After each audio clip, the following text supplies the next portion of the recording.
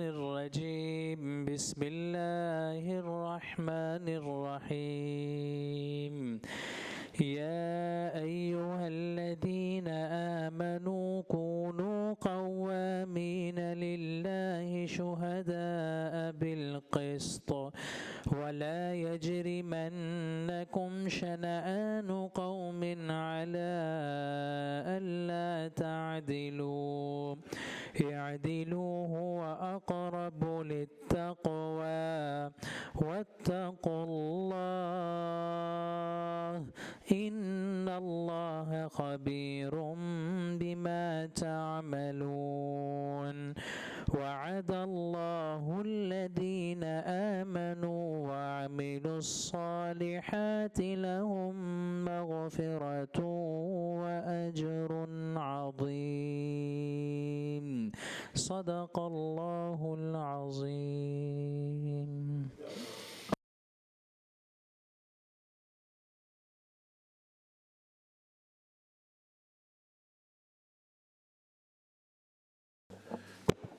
जनाब चेयरमैन पहले तारुफ करवा दें ताकि जो डिपार्टमेंट है उनका।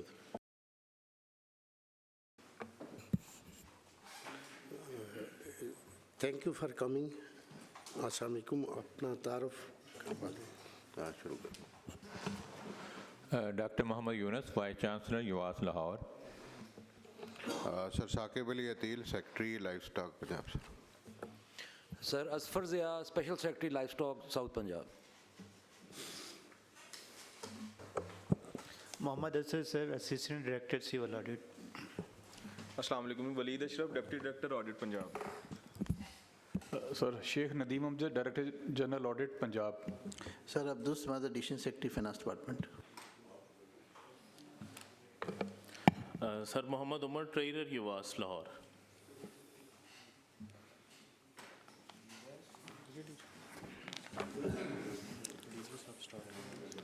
सर बिस्मिल्लाहिर्रहमानिर्रहीम। Sir with your permission sir, आज लाइफ स्टॉक और डेयरी डेवलपमेंट डिपार्टमेंट के सर ऑडिट पैराज हैं। ऑडिट ईयर है 2022-23 और सर टोटल पैराज हैं 50। सर इसके लिए एक SDAC मुनक्कद हो चुकी है 21 जनवरी 2022 को और प्री PAC हुई है सर 26 फरवरी 2025 को। सर इस ब्रीफ में हमने 2 पैरा रिकमेंड किए हैं फॉर सेटलमेंट और रिमेनिंग 48 पैराज हैं which will be discussed here. और सर रिकवरी जो अभी तक हमने वेरीफाई कर ली ऑडिट ने 9.5 मिलियन की है सर इस मीटिंग से पहले। कौन सा पैरा पढ़ रहे हैं? मैं तो सर ब्रीफ पढ़ रहा हूँ, मैं ब्रीफ पढ़ रहा हूँ सर, समरी बता रहा हूँ सर। रिकवरी अमाउंट प्लीज़ आप रिपीट कर देंगे? सर 9.5 मिलियन सर हमने वेरीफाई कर ली है। पहला sir para sir page number 1 पे है sir. Para is 13.4.1 pilferage in milk supply during transportation 2.72 million sir. ये युवास का पत्तों की कैंपस है, इधर मिल्क प्रोड्यूस होता था और सप्लाई होता था मेन कैंपस लाहौर में। सर ये टोटल मिल्क जो पूरे एक साल में सप्लाई हुआ 2,37,352 लीटर मिल्क सप्लाई हुआ लाहौर के लिए ट्रांसपोर्ट हुआ और इसकी कीमत रखी गई थी 80 रुपये पर लीटर। सब्सिडाइज रेट था for supply of milk to the employees. जब लाहौर पहुंचा तो सर ये 2,03,304 लीटर पहुंचा, 34,048 लीटर की सर लीकेज थी जिसकी अमाउंट बनती है 80 रुपये के हिसाब से 2.723 मिलियन। इसके लिए सर ये मैं बताता जाऊं कि 25 जनवरी 2023 को एक SDAC मुनक्कद हुई थी जिसमें ये फैसला किया था कि इस मामले की इंक्वायरी होगी, हाई लेवल इंक्वायरी, लेकिन आज 2 साल का अरसा गुजर चुका है, किसी किस्म की कोई इंक्वायरी नहीं हुई sir. Sir thank you sir. इसमें मैं अर्ज़ करूं कि ये आई थी इंक्वायरी रिपोर्ट होके और इंक्वायरी में उसे क्लीन चिट दे दी गई थी तो डिपार्टमेंट ने उसे डिसएग्री करके डिनोवो का ऑर्डर किया और सेकंड ये एक डिपार्टमेंट ने यूनिवर्सिटी से कहा कि इसका ऐसा सिस्टम बनाया जाए जहां पे पिलफरीज ना हो, तो इसमें एक सिस्टम युवास ने डेवलप किया ऑनलाइन, वो अगर बता दें तो। इसको जी सिस्टम की तरफ आप बाद में एक्सप्लेन कीजिएगा, पहले आप इसको आंसर कर दें। हमने सिस्टम की बात नहीं करनी सर, जो सिस्टम प्रिवेल करता था उस वक्त हमने उसकी बात करनी सर। बिल्कुल उसमें मैं ये करता था, मैं उसमें अर्ज कर दिया कि हम डिनोवो से हम इसलिए डिनोवो की हमने एग्री नहीं किया, क्लीन चिट नहीं दी। मजीद ये बताएंगे सेक्रेटरी साहब आप सुन। जी सर अगर इजाज़त। ये तो एक सिंपल सी बात है कि एक चीज़ जहाँ से इतने किलो या इतने केजी चला, जहाँ पहुँचना था वहाँ उतना नहीं पहुँचा। जी बिल्कुल सर। और ये पूरा साल होता रहा। आया उस वक्त कोई निज़ाम नहीं था जो रास्ते में चेक करे। जब वो सप्लायर होता है, कोई भी सप्लायर होता है, वो जाके अपना एक सप्लाई ऑर्डर देता है, वहाँ से एक रसीद लेता है कि मेरे पास इतनी चीज़ वहाँ पहुँच गई। फिर वही उनका जो है लेटर या कोई भी रसीद वो आके जमा कराता है जहाँ से वो सप्लाई होता है। तो उस वक्त क्या ये कोई क्या निज़ाम था कि वहाँ से फॉर एग्ज़ाम्पल 100 किलो गया, आगे आके 85 किलो पहुँचा, 15 किलो नहीं पहुँचा। उसने जाके वहाँ जो सप्लायर था, जब वो जो अफसर मुतलका था, उसने कोई नहीं देखा कि मैंने जो सप्लाई की वहाँ चीज़ वो वहाँ पहुँची। उसने पूरा साल किसी से वेरीफाई नहीं किया। जो निज़ाम आपने बनाया है, हमें उस पर भी डाउट है कि जो पहले निज़ाम आपने चलाया है वो इतना भयानक और इतना मतलब जिस पे कोई अगर कहीं पब्लिक में ये बात की जाए तो ये मजाक वाली बात है कि गवर्नमेंट का इदारा है, वो दूध सप्लाई कर रहा है और उसमें साल में इतनी शार्टेज आई है जो किसी ने पूरे साल में उसको चेक नहीं किया, किसी ने उसको रिपोर्ट नहीं किया, किसी ने पॉइंट आउट नहीं किया। ये ऑडिट होता है और ऑडिट वाले जनाब चेयरमैन उसको पॉइंट आउट करते हैं कि तुम्हारा ये शार्टेज है। तो ना उस वक्त को सेक्रेटरी को पता है, ना उसके चांसलर को पता है, ना किसी डायरेक्टर को पता है। ये तो अच्छा। दूसरी है कि इसमें इंक्वायरी क्या है। इंक्वायरी ये है कि इतना दूध रास्ते में शार्ट हो गया, अब इसकी इंक्वायरी करो कि कौन जिम्मेदार है। इसमें जिम्मेदार की कोई क्या जिम्मेदारी करेंगे? जो सप्लायर है या वो बेईमान है, या जहाँ पहुँचते हैं ये दोनों मिले हुए हैं और रास्ते में कहीं उनका और पॉइंट है जहाँ वो ये जो दूध शार्ट करते हैं वो वहाँ सप्लाई करते हैं। सर मुझे जो कर रहे हैं जी सर, यानी कि सर मैं फार्म के लोग जी बिल्कुल सर, मैं थोड़ा सा एक्सप्लेन करना चाह रहा हूँ इसको। सर इसमें इस तरह से है कि एक तो सर पत्तों की कैंपस में जितना दूध आता है वो हम काउंट करते हैं, वहाँ पे पूरा मैकेनिज्म है। वो काउंट होके एक और डिपार्टमेंट हमने बनाया, उसके हवाले करते हैं। वहाँ से सर फिर हमें आता है युवास में। तो सर इसके दो फैक्टर्स हैं, दो रजिस्टर्स हैं। एक जो वहाँ पे लोकल कम्युनिटी है उनको हम देते हैं, वो वाला रजिस्टर सर ऑडिट वाले जो थे उस टाइम के जो असिस्टेंट डायरेक्टर ऑडिट जो नॉमिनेट हुए थे, ऑडिट नहीं कंडक्ट कर सके, वो रजिस्टर देख नहीं सके। अनफॉर्चुनेटली उस दिन उनकी जो वालदा थी उसकी डेथ हो गई थी। तो उस वजह से सर वो रजिस्टर हमारे पास अवेलेबल है। जो ही इंक्वायरी ऑफिसर आएंगे तो हम इंशाल्लाह उन्हें दिखा देंगे। पिलफ्रेज सर नहीं है, वो रजिस्टर्स हमारे पास अवेलेबल है सर। 2 साल हो गए इस बात को, आप ये बात सर, कह रहे हैं। हो गए ना, रजिस्टर फिर देखा है। अच्छा, जब ऑडिट हो रहा था जी सर, तो वो उस वक्त भी उसकी माँ मर गई थी और उसका जो रजिस्टर था वो आप नहीं दिखा पाए और ऑडिट वालों को आप सेटिस्फाई नहीं कर सके। और 2 साल से भी ज़्यादा अरसा हो गया है, हर चीज़ पेंडिंग है। मतलब आप इतनी सिंपल और एक सादा बात कर रहे हैं। अभी मेरे दिल में और ज़बान पे कुछ और अल्फाज थे, लेकिन मैं नहीं समझता कि इस इतने हायर फोरम पे इस तरह के अल्फाज किया जाए। आप कहते हैं रजिस्टर भी मेरे पास है, हम आने पे दिखा भी देंगे। 2 साल तक तो आपने कुछ दिखाया नहीं, ना ऑडिट वालों को जब ऑडिट टीम गई ना उनको कुछ दिखाया। अभी आपने रजिस्टर बना लिया निया, उस पर सारी नई एंट्रियाँ करके उसको नया रिकॉर्ड कायम कर लिया, तो अभी आप हर चीज़ दिखाएंगे। मतलब ये बात और इसको इसीलिए साहब का जो कमेटी थी सरदार साहब उसने भी पेंडिंग किया। और मैं समझता हूँ कि इसमें इंक्वायरी क्या है। इंक्वायरी ये है कि जहाँ से सप्लाई हुआ, आगे जो टारगेट थे या जहाँ वो सप्लाई जानी थी वहाँ दूध पूरा नहीं पहुँचा और इतने लाख रुपए या इतने लीटर जो दूध है वो शार्ट हो गया। मैं कहता हूँ, और ये पूरे साल की बात है, 1 दिन की नहीं, 1 महीने की नहीं। इस पूरे साल में किसी अफसर ने अपने सप्लाई पॉइंट को भी चेक नहीं किया, जहाँ सप्लाई होना था वहाँ भी चेक नहीं किया, और काम चलता रहा। सारे मिले हुए थे आपस में, उनको जो भी था अमाउंट थी वो तकसीम होती रही होगी, तो सारे खामोश रहे। आज मौसूफ बता रहे हैं कि जनाब हमारे पास रजिस्टर मौजूद है, वक्त आने पे हम वो दिखा देंगे। सर एक्सक्यूज मी सर, मैं इस पे कुछ कहना चाह रहा हूँ। बिल्कुल सर, आप कह सकते हैं सर। मेरा ये निमानी साहब की बड़ी रेलेवेंट बात है, मैंने भी पढ़ा है ये मैं डिपार्टमेंट को ये काइंडली जो है इसमें ऑनरेबल मेंबर जो हैं वो बात कर लें, तो मैंने पढ़ लिया है सब कुछ। ये this is a not a way, ये काइंडली डिपार्टमेंट को चाहिए था कि इंक्वायरी पे इंक्वायरी, ये नहीं। इसमें ऑनरेबल मेंबर जो हैं मेरे सीनियर बैठे हुए हैं, राना इकबाल साहब, अमन शाह साहब, इसमें आप ज़रा पढ़ के बता दें।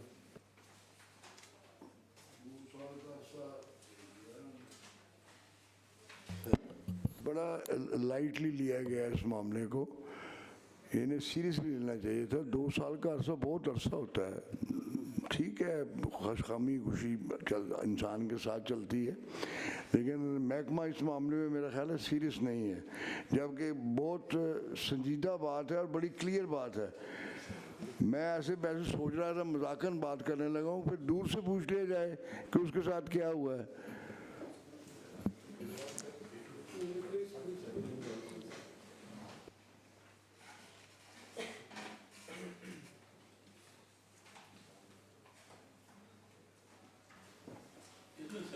सेक्रेटरी साहब आप एक्सप्लेन करें इस फोरम को। सर इसमें जैसे अर्ज किया कि ये बेसिकली इंक्वायरी होल्ड हुई और इंक्वायरी रिपोर्ट ऑफिसर ने इन एग्जोनरेट कर दिया कि जी कोई इसमें नहीं हुई इसी रजिस्टर की बात, लेकिन जो हमारे पर डिपार्टमेंट में डिपार्टमेंट ने एग्री नहीं किया कि ये सही इंक्वायरी नहीं हुई, दोबारा इंक्वायरी की जाए, तो इन प्रोसेस में इंशाल्लाह इस हफ्ते डेढ़ में कंप्लीट हो जाएगी, तो हम आपको पुट भी कर देंगे, क्योंकि हम उसे एग्री नहीं कर रहे कि ये बिल्कुल क्लीन चिट हम देने को तैयार नहीं है सर।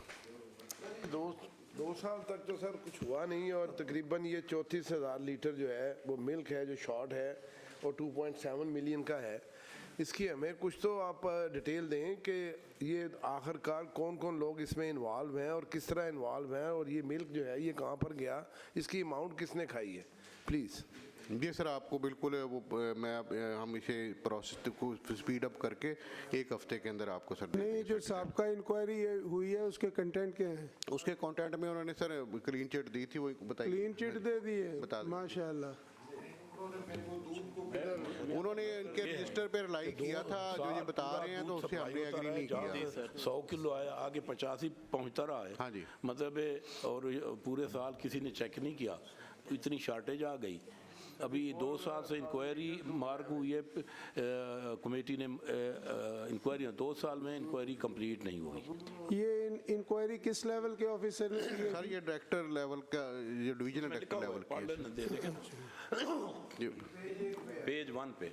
हाँ जी, डायरेक्टर लेवल की है सर, ये 20 ग्रेड के ऑफिसर है, और ये डिपार्टमेंट का इसे अटैच डिपार्टमेंट है, जो कि हमारा यूनिवर्सिटी, तो यूनिवर्सिटी के किसी ऑफिसर को हमने नहीं दी, हमने अपने ऑफिसर को दी है। लेकिन ये है कि ऐसा रिस्पॉन्सिबिलिटी यूनिवर्सिटी की थी, वाइस चांसलर की थी कि सारे मामलात को देखते, लेकिन जाहिर है हमारे पास जब STSC हुई तो यही फैसला किया गया कि हम इसकी इंक्वायरी करेंगे कि ताकि सेकंड पार्टी के तौर पे हम देख सकें, और अभी इंशाल्लाह इसको जैसे कंक्लूड होता है। जनाब चेयरमैन, मेरी एक गुजारिश है, इसमें इंक्वायरी की ज़रूरत तब होती है जब शार्टेज ना हो। शार्टेज जहाँ हुई, जहाँ को कमी बेशी है वो खुद पूरे करें। हमारा काम है कि इसको जो मुतलका हैं उनके ऊपर रिकवरी डालनी चाहिए और उनको रिकवरी करनी चाहिए, और उनके खिलाफ ये क्रिमिनल है, नेग्लिजेंस है। कि मतलब मैं एक चीज़ सप्लाई करता हूँ, आगे मियाँ यावरदमान के पास वो पहुँचती है इतनी, कोई पूछता नहीं है भी क्यों। ये सारा मामला जो है इसको किसी ने पूरे साल टेकअप ही नहीं किया, किसी ने जाके रजिस्टर ही चेक नहीं किए। सर इसमें मैं ये सर इस पे मैं और इंक्वायरी ये अगले 2 साल तक फिर नहीं। नो डिलेइंग टैक्टिक्स इस्तेमाल किए गए हैं यहाँ, डिले होता रहे, ये मैंने भी पढ़ लिया है। अच्छा नहीं, पहले इंक्वायरी ऑफिसर के पास जनाब सेक्रेटरी साहब आपने कोई एक्शन लिया है या नहीं लिया? नेग्लिजेंसी तो ये साबित हो चुकी है। सर मैं अर्ज करूं इसमें जो इंक्वायरी का प्रोसेस, सर वाइस चांसलर साहब जो मुतल्लिका है वो बताएं कि उन्होंने क्या किया है, वो क्या कहते हैं इसके। सर मैं अर्ज करूं कि मुझे चार्ज लिए हुए अभी 6-7 माह हुए हैं, मैं नया आया हूं, ये सारा मामला मेरे पहले का है। मैंने आके जब मेरे दौर में ये शिकायतें मुझे वसूल हुई कि मिल्क में कोई गड़बड़ होती है, 2-4 कंप्लेनें मेरे पास आई, तो मैंने फौरी तौर पर मीटिंग बुला के इसको ऑनलाइन कर दिया। इसकी डिजिटलाइजेशन सिस्टम के थ्रू अब मिल्क जो है डिस्ट्रीब्यूट हो रहा है, एक पैसे की भी कोई उसमें गड़बड़ नहीं कर सकता। मैंने तो उसका ये हल किया। ये मामला जो है ये मेरे चार्ज लेने से पहले का, मुझे तो थोड़े 4-5 माह हुए हैं आए हुए, तो मैंने उसका जो हल प्रॉपर कर सकता था वो किया। सर इसमें मैं जनाब वाइस चांसलर साहब, ये जो आपका रिप्लाई है, आपका हमें बहुत एहतराम है, आप बहुत ही रिस्पेक्टेबल है। जब बंदा एडमिनिस्ट्रेटिव पोस्ट पे बैठता है ना, वो ये नहीं कहता कि मुझे 5 महीने हुए हैं, जो मुझे 4 महीने हुए। वो रिस्पॉन्सिबल होता है, जो भी पहला एक्शन है उसको या तो कोई ना कोई तरीका उसने निकालना होता है अपनी रिस्पॉन्सिबिलिटी को पूरा करने के लिए। जब आपके नोटिस में आया था तो आपने सिस्टम बेहतर कर लिया, वेल एंड गुड, लेकिन जो जहाँ सिस्टम में ख़राबी थी और लोगों ने वहाँ करप्शन की, या कोई भी जिसको भी आप जो नाम आप दें, हम आपके रिस्पेक्ट में वो मान लेंगे, लेकिन आपने जो सबका थी इंक्वायरियाँ थी या कोई घपला था, उसके लिए आपने क्या एक्शन लिया? नहीं, मैं अर्ज करूँ कि मेरे इल्म में जब ये मिल्क का आया, मैंने फौरी तौर पर उसको डिजिटलाइज किया और ऑनलाइन सिस्टम किया, आते ही मैंने किया। और दूसरा जो पिछले की आप बात कर रहे हैं, इनसे मैंने पूछा ट्रेजरर साहब से, इन्होंने कहा जी पिछले की इंक्वायरी चल रही है, लाइफ स्टॉक डिपार्टमेंट उसकी बाकायदा इंक्वायरी कर रहा है। सर तो मैंने कहा जब वो उसकी फाइंडिंग आएगी हमें बताएं। इंक्वायरी की फाइंडिंग तो 2023 में आ गई। अच्छा, 2023 में अगर फाइंडिंग आ गई और डिपार्टमेंट ने कहा कि ये दुरुस्त नहीं हुई इंक्वायरी, अभी आज 25 चल रहा है, तो डिपार्टमेंट ने क्या किया? अब ये वीसी साहब कहते हैं मैं 6 महीने से आया हूँ। अगर 6 महीने से आप आए हैं, तशरीफ़ लाए हैं, बहुत खुशी है आपके आने की, लेकिन लाइबिलिटी तो जो है वो डिपार्टमेंट पे फिक्स होती है ना, आप उससे बरी उस जिम्मा तो नहीं है। मैं ये मियाँ साहब की बात में एक ऐड करना चाहूँगा। यहाँ पे आपने ये भी साथ में मेंशन किया हुआ है कि डिपार्टमेंट ने डॉक्टर असफा रसूल जो डायरेक्टर VRI है, इनको अपॉइंट भी किया था एज इंक्वायरी ऑफिसर, और ये 2 साल हो गए, ये 25/1/2023 की बात है। तो तब से लेके अब तक इनकी क्या परफॉर्मेंस है? असल में तो यहाँ पे कल्पेबिलिटी जो लाई कर रही है वो तो डायरेक्टली इनके ऊपर लाई कर रही है कि 2 साल पहले इनको एक रिस्पॉन्सिबिलिटी दी गई और अभी तक उसकी जो रिपोर्ट है that is being awaited. Sir इसमें 1 साल इन्होंने इसमें पहले कंप्लीट की थी, जिसको इसीलिए डिनोवो किया गया कि एज सेक्रेटरी ने एग्री नहीं किया इनकी रिपोर्ट से। ये ने क्लीन चिट दे रहे थे, इसको एग्री नहीं किया गया कि इतनी ह्यूज, इसे क्लियर का टर्म्स में आना चाहिए। नहीं, वो दुरुस्त है आपकी बात कि आपने एग्री नहीं किया, बट आफ्टर नॉट एग्रीइंग आपने दूसरी कमेटी बनाई। जी, दूसरा इसमें। अच्छा, वो 2 साल से अभी तक इस पे फाइंडिंग ही नहीं दे सकी। वो सर फाइंडिंग प्रोसेस में वो अभी नहीं। ये कौन से ऑफिसर हैं जो फाइंडिंग नहीं दे सके? ये डायरेक्टर। मैं चेयर से कहूँगा कि इस पे स्टर्न एक्शन लिया जाए। एंड ये मेलाफाइडी है, जान के ये जान डिलेइंग टैक्टिक्स हैं, अपने जो है दोस्तों को बचाने के लिए हैं। एंड ये फोरम के this is mockery of this forum. ये कोई तरीक़ेकार नहीं है कि आप इस तरह जो आके तो 2-2, 3-3 साल की इंक्वायरीज को कह दें कि जी वो हुई नहीं है। आपको ये कब इत्तला हुई है इस मीटिंग की? देखिए हमारे पास जब नोटिस आया है तो उसके बाद हमने एक मीटिंग नहीं, कब नोटिस आपको मिला है मीटिंग का? 1 महीना पहले मिला होगा। 17 फरवरी को आपको मिला है।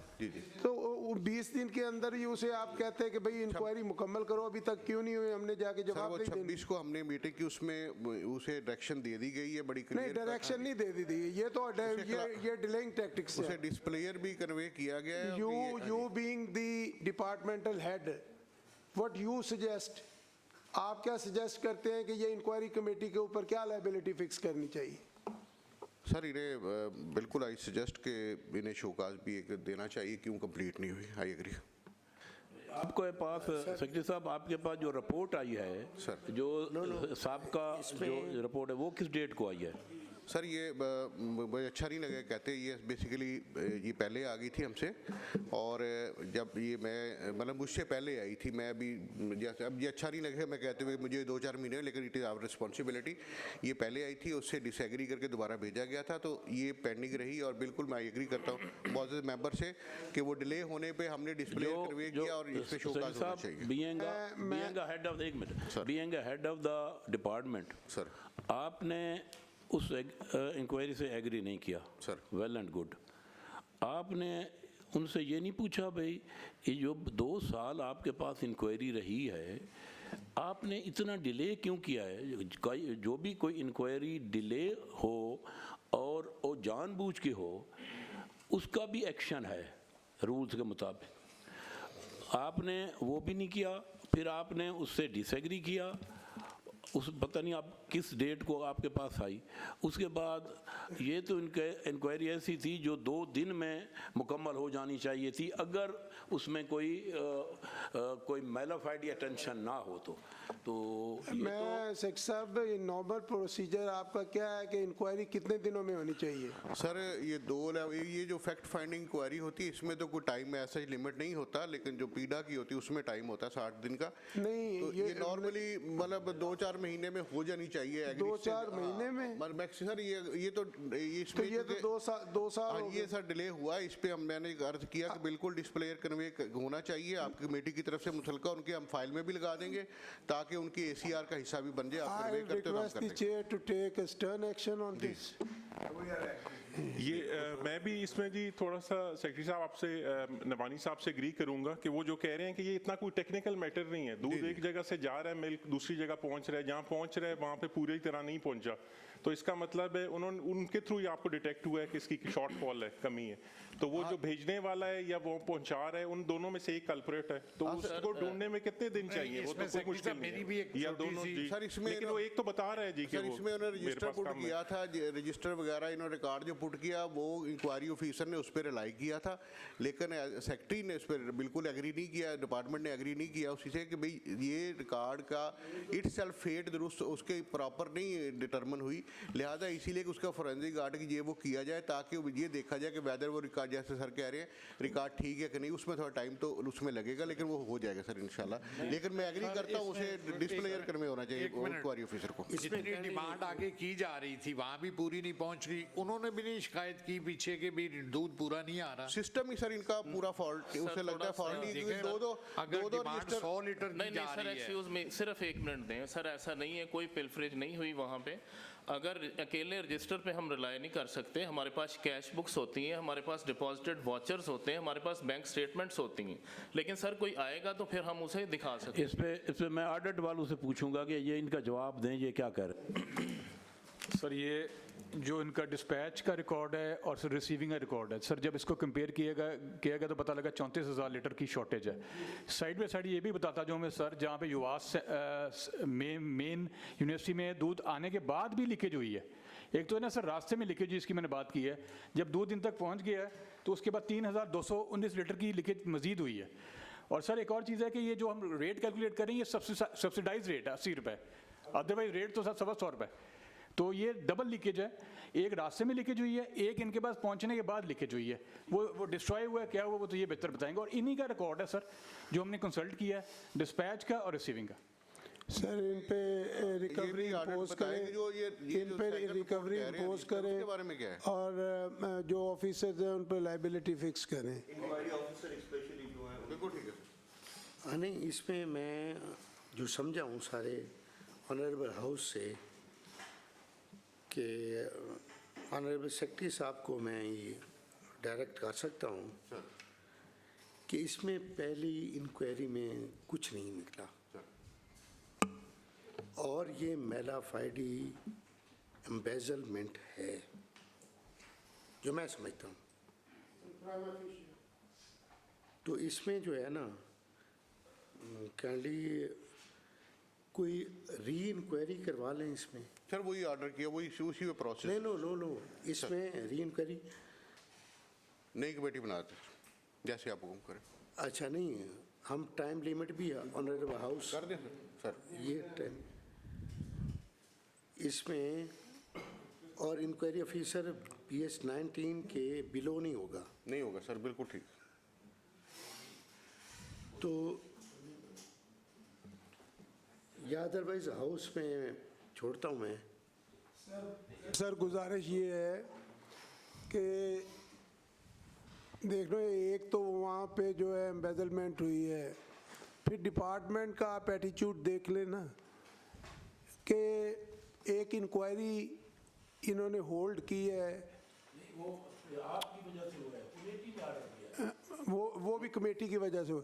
अच्छा, आगे जो होल्ड की है इंक्वायरी, उसके साथ डिपार्टमेंट ने एग्री नहीं किया, फिर नई इंक्वायरी लगाई। नई इंक्वायरी को भी 2 साल हो गए। सर मैं अर्ज करूं सर, मैं सर एक अर्ज कर दूं, मैं कमेटी का शुक्र। ये हमारी 2017 के बाद पहली पीएससी हो रही है। ये कमेटी एसडीएससी हमारी अपनी होती है, अपने डिपार्टमेंट ने ये ऑर्डर किया था। ये एसडीएससी में कमेटी के पास हम पहले, बल्कि वी आर थैंकफुल कि हमें बुलाया गया ताकि हमारे मामला, ज़ाहिर सी बात है जब आप सुपरविजन होगी तो हम ठीक होंगे, हम इसी एंगल से लेते हैं। ये एसडीएससी हमारी अपनी थी, हमने खुद इसका ऑर्डर किया था हमारे डिपार्टमेंट में, इसमें हमारे मेंबर सारे मौजूद होते हैं। तो उसके तहत ऑर्डर हुआ और उस इंक्वायरी को हम इसलिए डिपार्टमेंट रिजेक्ट किया कि उससे सेटिस्फाई नहीं थे। तो आप जैसे हुक्म करें दोबारा। मेरी सबमिशन ये है। 1 मिनट में था, इसको अब कौन इंक्वायरी कर रहा है, किस लेवल के लोग हैं? ये ऑलरेडी डायरेक्टर के जिम्मे है, 20 ग्रेड का ऑफिसर है। ने तो पहले कही है। नहीं सर, वो उसको रिजेक्ट सर दूसरे उसके किसी और को कर लेते हैं सर। एडिशनल सेक्रेटरी लेवल का बंदा करे। ठीक है सर, एडिशनल सेक्रेटरी से करवा लेते। नहीं, लेकिन ये 2 साल से इंक्वायरी नहीं हुई, दोबारा री इंक्वायर्ड जो करवा रहे हैं आप। हाँ तकरीबन सर इसको पेंडिंग जरूर हुई, इसीलिए हमने उसे डिस्प्लेयर सर ऑलरेडी करवे करके उसकी फाइल में नहीं। डिस्प्लेयर का क्या बनता है? डिस्प्लेयर सर वो रिकॉर्ड पे आता है तो बड़ा सीरियस होता है, जहाँ उसका बाद फ्यूचर प्रमोशन में उसकी रुकावट हो जाती है, इसलिए ये नुकसानदेह तो होता है सर। मियाँ साहब मेरा जो इसमें पूरी है असेसमेंट है, ये कोई इंक्वायरी वाला मैटर नहीं है। इसीलिए आज तक 2-2.5 साल से इनकी इंक्वायरी कंप्लीट नहीं हुई और आइंदा भी नहीं होगी, क्योंकि ये ऐसे फैक्ट्स हैं जो कहते हैं जी हमारे पास रिसीविंग होती है, हमारे पास डिस्पैच होता है, उन्हीं को देख के ऑडिट वालों ने ये पैरा बनाया है। वही आज तक वेरीफाई नहीं कर सका डिपार्टमेंट और इंक्वायरी अफसर, सिर्फ डिलेइंग टैक्टिक्स है ताकि किसी तरीके से लंबा हो जाए और जो ये लोग हैं या रिटायर हो जाएं या कोई मर जाए। इसमें कोई भी आपकी मैंने नहीं, मेरी इसमें तो इसमें है कि बाद में जब ये डिपार्टमेंट चला जाए हम इसका डिसीजन लें, रिकवरी और इसके खिलाफ जो एक्शन है, ये 2 चीज़ें इसमें आती हैं और अब ना इसकी इंक्वायरी होनी चाहिए ना हमें इसका कोई वेट करना चाहिए। सर मेरी रिक्वेस्ट ये होगी कि इसमें हम एक टाइम लिमिट दे दें हमें, हम उसके अंदर आपको पुट कर देंगे, आप जो भी डिसीजन लेंगे हमें को उसमें वी आर वेलकम दैट। नहीं, इंक्वायरी करवा लें जी।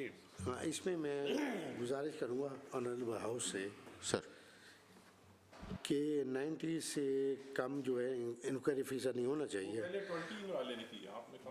अच्छा नहीं नो, अच्छा 20 आप एडिशनल सेक्रेटरी का कह दें। अच्छा, इसमें फाइनेंस और ऑडिट वाले क्या कहते हैं इसमें ज़रा? सर इसमें प्लीज़ मैं फाइनेंस और ऑडिट वाले से सर इसमें मैं ये अर्ज करूँगा। एक्सक्यूज़ मी, मेरा ख्याल है ये इंक्वायरी डिपार्टमेंट से लेकर आप जो है मेंबर इंक्वायरीज SNGAD को ये इंक्वायरी भेज दें, ये ज़्यादा बेहतर है जी। नहीं अभी क्लियर हो जाए फिर ही भेजें एंटी करप्शन को। तो क्लियर हो जाए सर तो फिर आप भेज दीजिए, अगर उसमें आता है तो why not stand with that. वाले से पूछना चाहूँगा सर, अगर आप वर्किंग पेपर में रिप्लाई चेक करें तो उसमें तो हमें यही बताया गया था कल तक के इंक्वायरी का ऑर्डर हुआ था 2023 में और अभी तक इंक्वायरी मुकम्मल नहीं हुई। आज सेक्रेटरी साहब बता रहे हैं कि इंक्वायरी मुकम्मल हो चुकी है, तो ना तो हमसे शेयर हुई है ना उसकी डिनोवो का पता हमें। तो मेरा ख्याल है कि ये पहले सर ये फेट डिसाइड होना चाहिए था, इवन इन द PPAC, तब भी ये नहीं बताएगा कि इसकी कोई इंक्वायरी किसी वक्त पे हुई है, तो उस पर हम कमेंट करने के काबिल होते हैं। सर, हम डिपार्टमेंट से एग्री नहीं करते। हमारी सबमिशन ये है कि आप ये डिपार्टमेंट जो है ये कैपेबल नहीं है अपने ऑफिसर्स की इंक्वायरी करने का। आप मेंबर इंक्वायरीज SNGAD को ये इंक्वायरी भेज दें डायरेक्शन के साथ कि वो 1 महीने या 2 महीने में इंक्वायरी करके हमारे पास भेजे और लाइबिलिटी फिक्स करे, तजवीज़ करे अगर कोई इसमें जो भी बनती है। I would second the opinion. इसमें गुजारिश ये है कि SDAC ने इनको डायरेक्शन ये दी थी कि प्रोब किया जाए। जी, प्रोब तो सर 1-2 हफ्ते में करना होता है, उसकी टाइम लिमिट तो नहीं होती, लेकिन अनरिटन ये है कि 1-2 हफ्ते में प्रोब करके फिर इंक्वायरी के ऊपर केस भेज दिया जाए। तो सर वो पहली जो प्रोब रिपोर्ट अगर वो शेयर कर लें ताकि ठीक है सर, वो शेयर करते हैं। इसमें सर ये प्रोब ही होगी, अगर उधर भी हम भेजेंगे तो दैट वुड बी प्रोब, क्योंकि inquiry always mean legal terms, that is PEEDA inquiry, this would be again probe. हम मेंबर को ऐसे भेजते हैं तो जो डिसीजन है तो वो प्रोब होगी। इंशाल्लाह टाइम आप जो हमें देंगे रिटर्न आ जाएगा, वो हमने कन्वे कर देंगे सर। मैं इसमें मेरे सीनियर मेंबर बैठे हैं और एग्री किए तमाम। इसमें गुजारिश है कि जो गुजारिश की है कि हमारी राय है कि ऑलरेडी जो डिले किया हुआ है डिपार्टमेंट ने इंक्वायरी नहीं करनी, इनकी रिलक्टेंस शो हो रही है और इतनी जो है उसके अंदर टाइम लिमिट ऑलरेडी ये कंज्यूम कर चुके हैं। लिहाजा आपके पास एक जगह मौजूद है, मेंबर इंक्वायरीज SNGAD को भेजे, वो इंक्वायरी करके जो भी लाइबिलिटी फिक्स करेंगे या जो भी सज़ा देंगे वो तजवीज़ करके भेज देंगे आपके पास। I agree with you honourable house.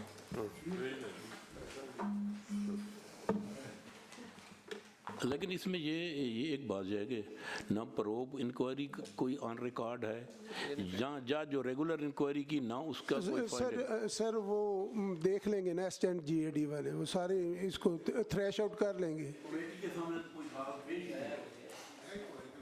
Sir अगर ये कर सकते होते या इनके पास कोई कागज़ होता तो हम यही ना डिसाइड कर लेते, इसीलिए तो SNGAD के पास भेज रहे हैं। सर इसमें नेग्लिजेंसी मियां यावर साहब से बिल्कुल सही कहा, नेग्लिजेंसी है, ये डिपार्टमेंट इंक्वायरी नहीं कर सकता, ये सही बात है।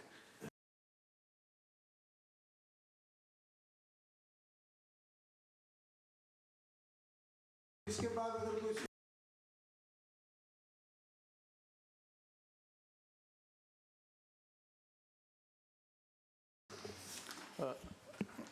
Next है सर पेज नंबर 3 है sir, and the para is 13.4.31 non recovery of fee from students।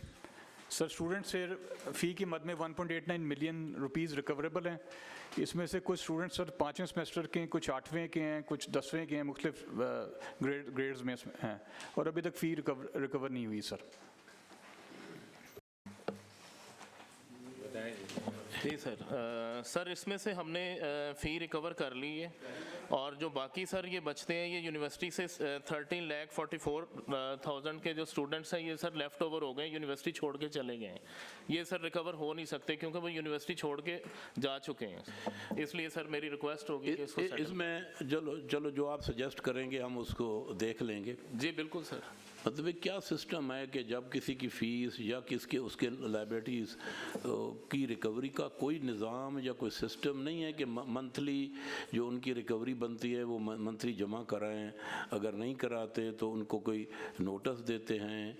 मैं कहता हूँ ये तो रेगुलर रिकवरी है ना, जो हर मंथली बेस। बिल्कुल सर बिल्कुल। तो उसमें ये लाइबिलिटीज़ कैसे बनी है? सर इसमें ये होता है कि हम सेमेस्टर वाइज फ़ीस लेते हैं बच्चों से। ये कोविड पीरियड था, इसमें सर बच्चों ने एडमिशन लिया, उसके बाद वो छोड़ के चले गए कुछ बच्चे, और हर साल सर हमारे पास पास ऐसा ही होता है कि पहले एडमिशन सर हमारे होते हैं, फिर मेडिकल के होते हैं, फिर और यूनिवर्सिटीज़ के होते हैं। बच्चे यहाँ आते हैं, किसी और अदारे में कोई और जाते हैं, वो छोड़ के चले जाते हैं। इसका सर कोई सोल्यूशन नहीं है। रिमेनिंग फीस हमने रिकवर कर ली है, जो लेफ्ट ओवर हो गए हैं सर उनका सोल्यूशन नहीं है। नो इसमें करंटली मैं ऑनरेबल हाउस से इजाज़त से, ये सिंडिकेट जो होता है, जी बिल्कुल, आपने ये मामला वहाँ लेकर गए थे आप? नहीं सर, वहाँ नहीं लेके गए। तो फिर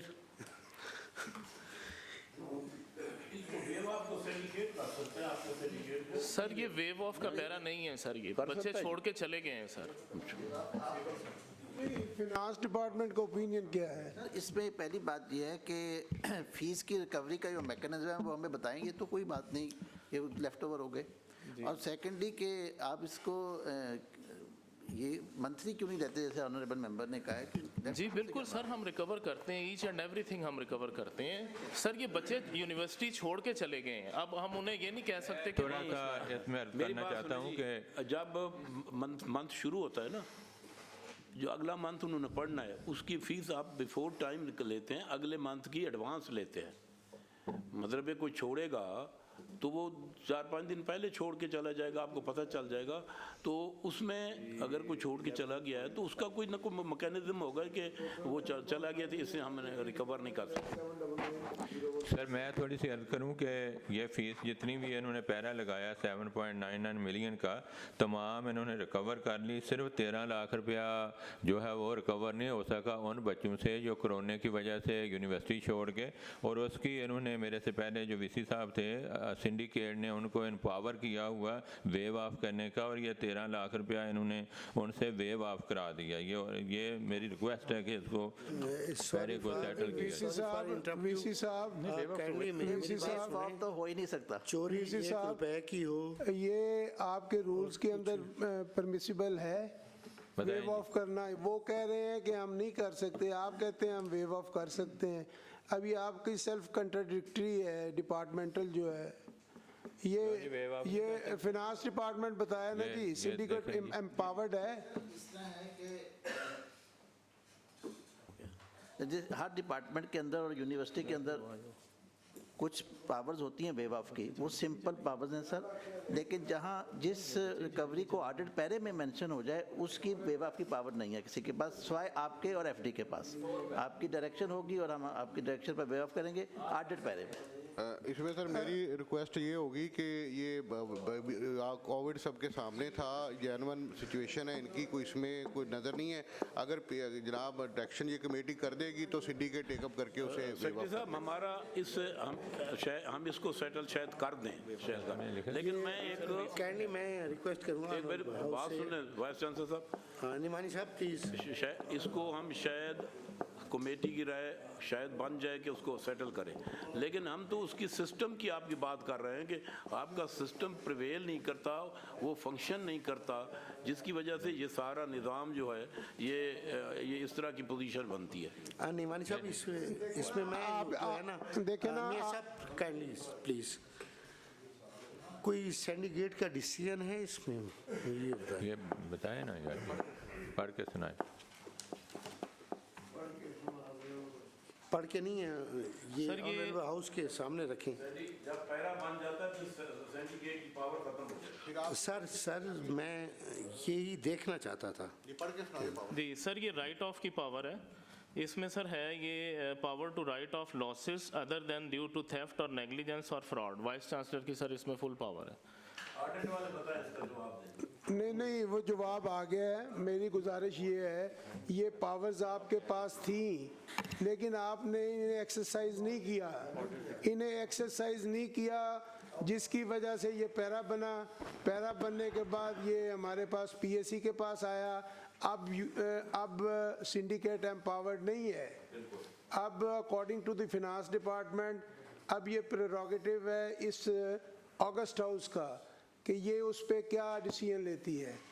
आपने तो अपनी जो है पावर्स उसको यूटिलाइज नहीं किया। क्यों नहीं किया उस वक्त?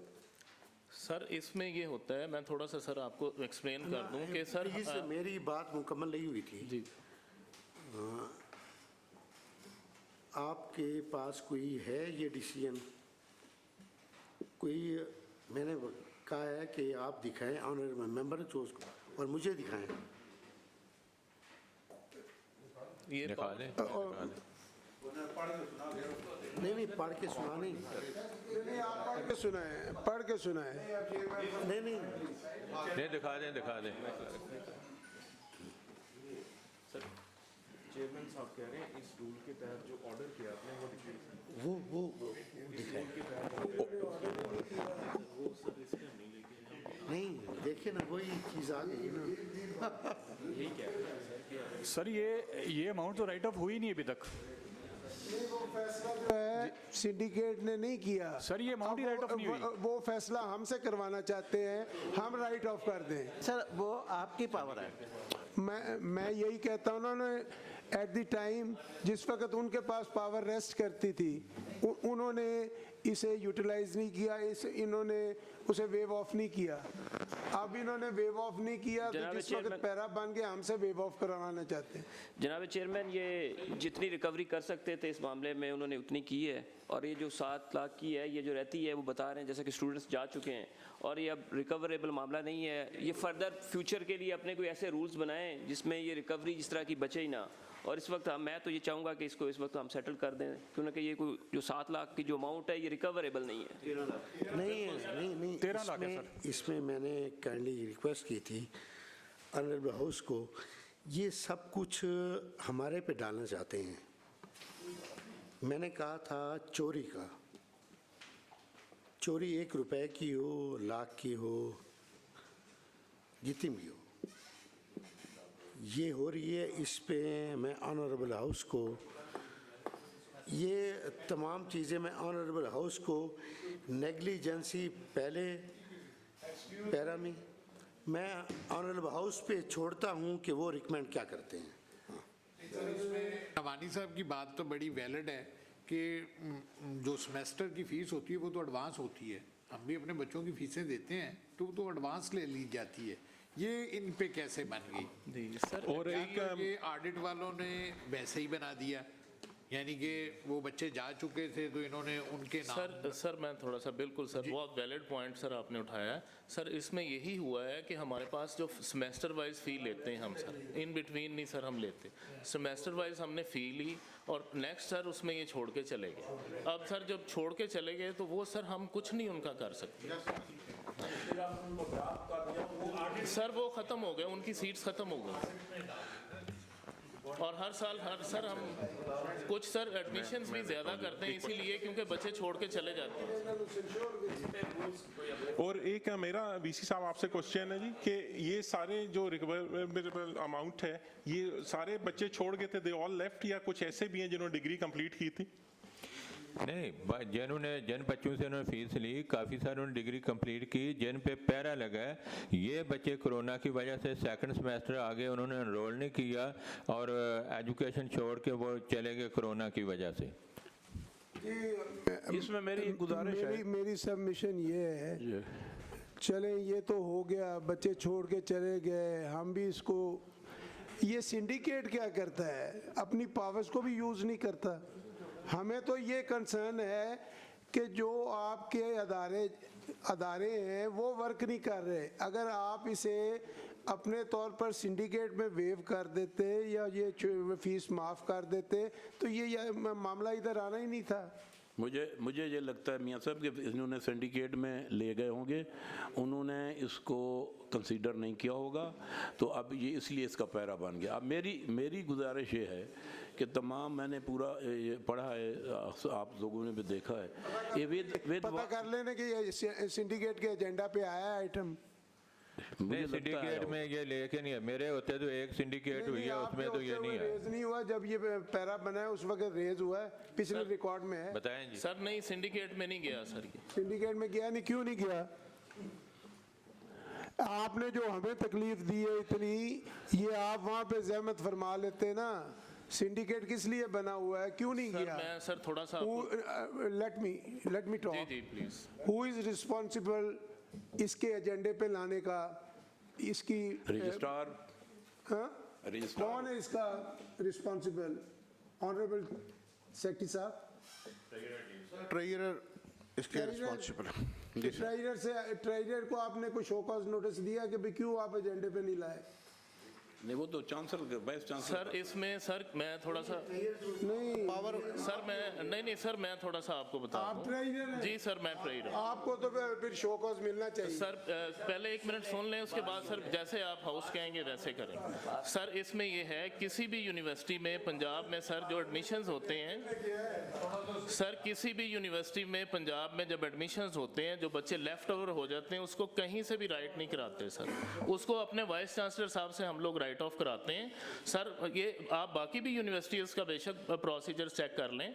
सबसे पहले सर हमारे एडमिशन्स हो जाते हैं, फिर जो MBBS में चले जाते हैं, किसी और डिसिप्लिन में चले जाते हैं, उन बच्चों से सर हमने जितनी फ़ी उन्होंने ऑडिट पैरा में लिखी हमने रिकवर कराई 5,53,000 समथिंग।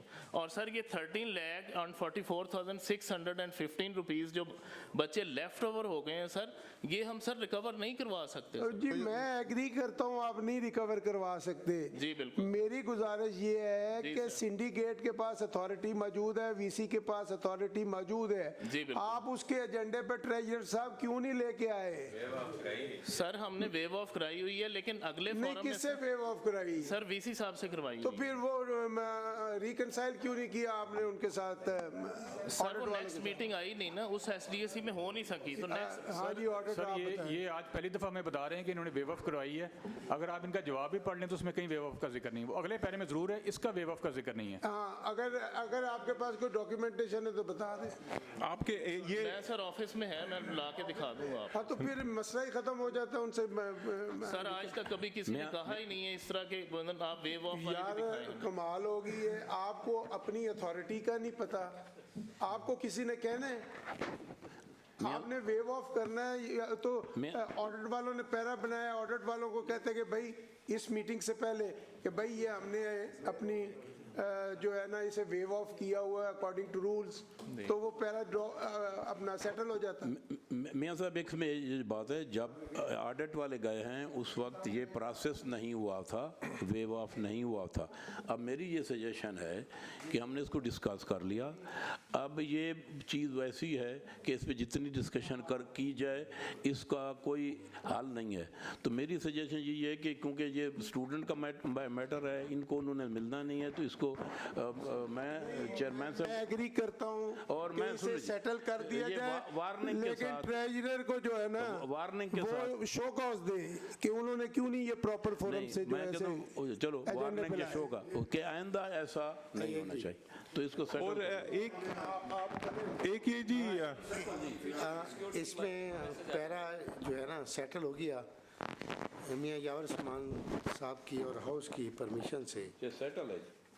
बाकी ये बात ठीक है कि इसमें टेरी जो है उसको शोकाज होना चाहिए। लेकिन एक चेयरपर्सन साहब मेरा एक क्वेश्चन और है, VC साहब ने अगर वेव ऑफ किया उसके ऑर्डर मंगा लें आप, ऑर्डर है इनके पास ही वेव ऑफ करने के। ठीक है, गुजारिश है कि एक गलती ये बात होगी सर, एक गलती हमारे पास आई है, इसको ना शो का ना वार्निंग, इनको कहा जाता है डायरेक्शन है कि आइंदा इस तरह का मैटर ना आए और एहतियात करें। Thank you sir.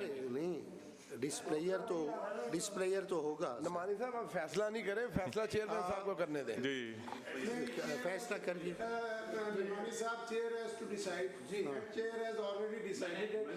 I think after the decision of the chair हमें उस पे गुफ्तगू नहीं करनी चाहिए। Thank you. और एक मेरा चेयरमैन साहब आपसे है रिक्वेस्ट कि आप इनका ऑर्डर तो मंगवाएं जो वेव ऑफ करने का VC साहब का, वो हमें दिखा देना चाहिए। वो नहीं था।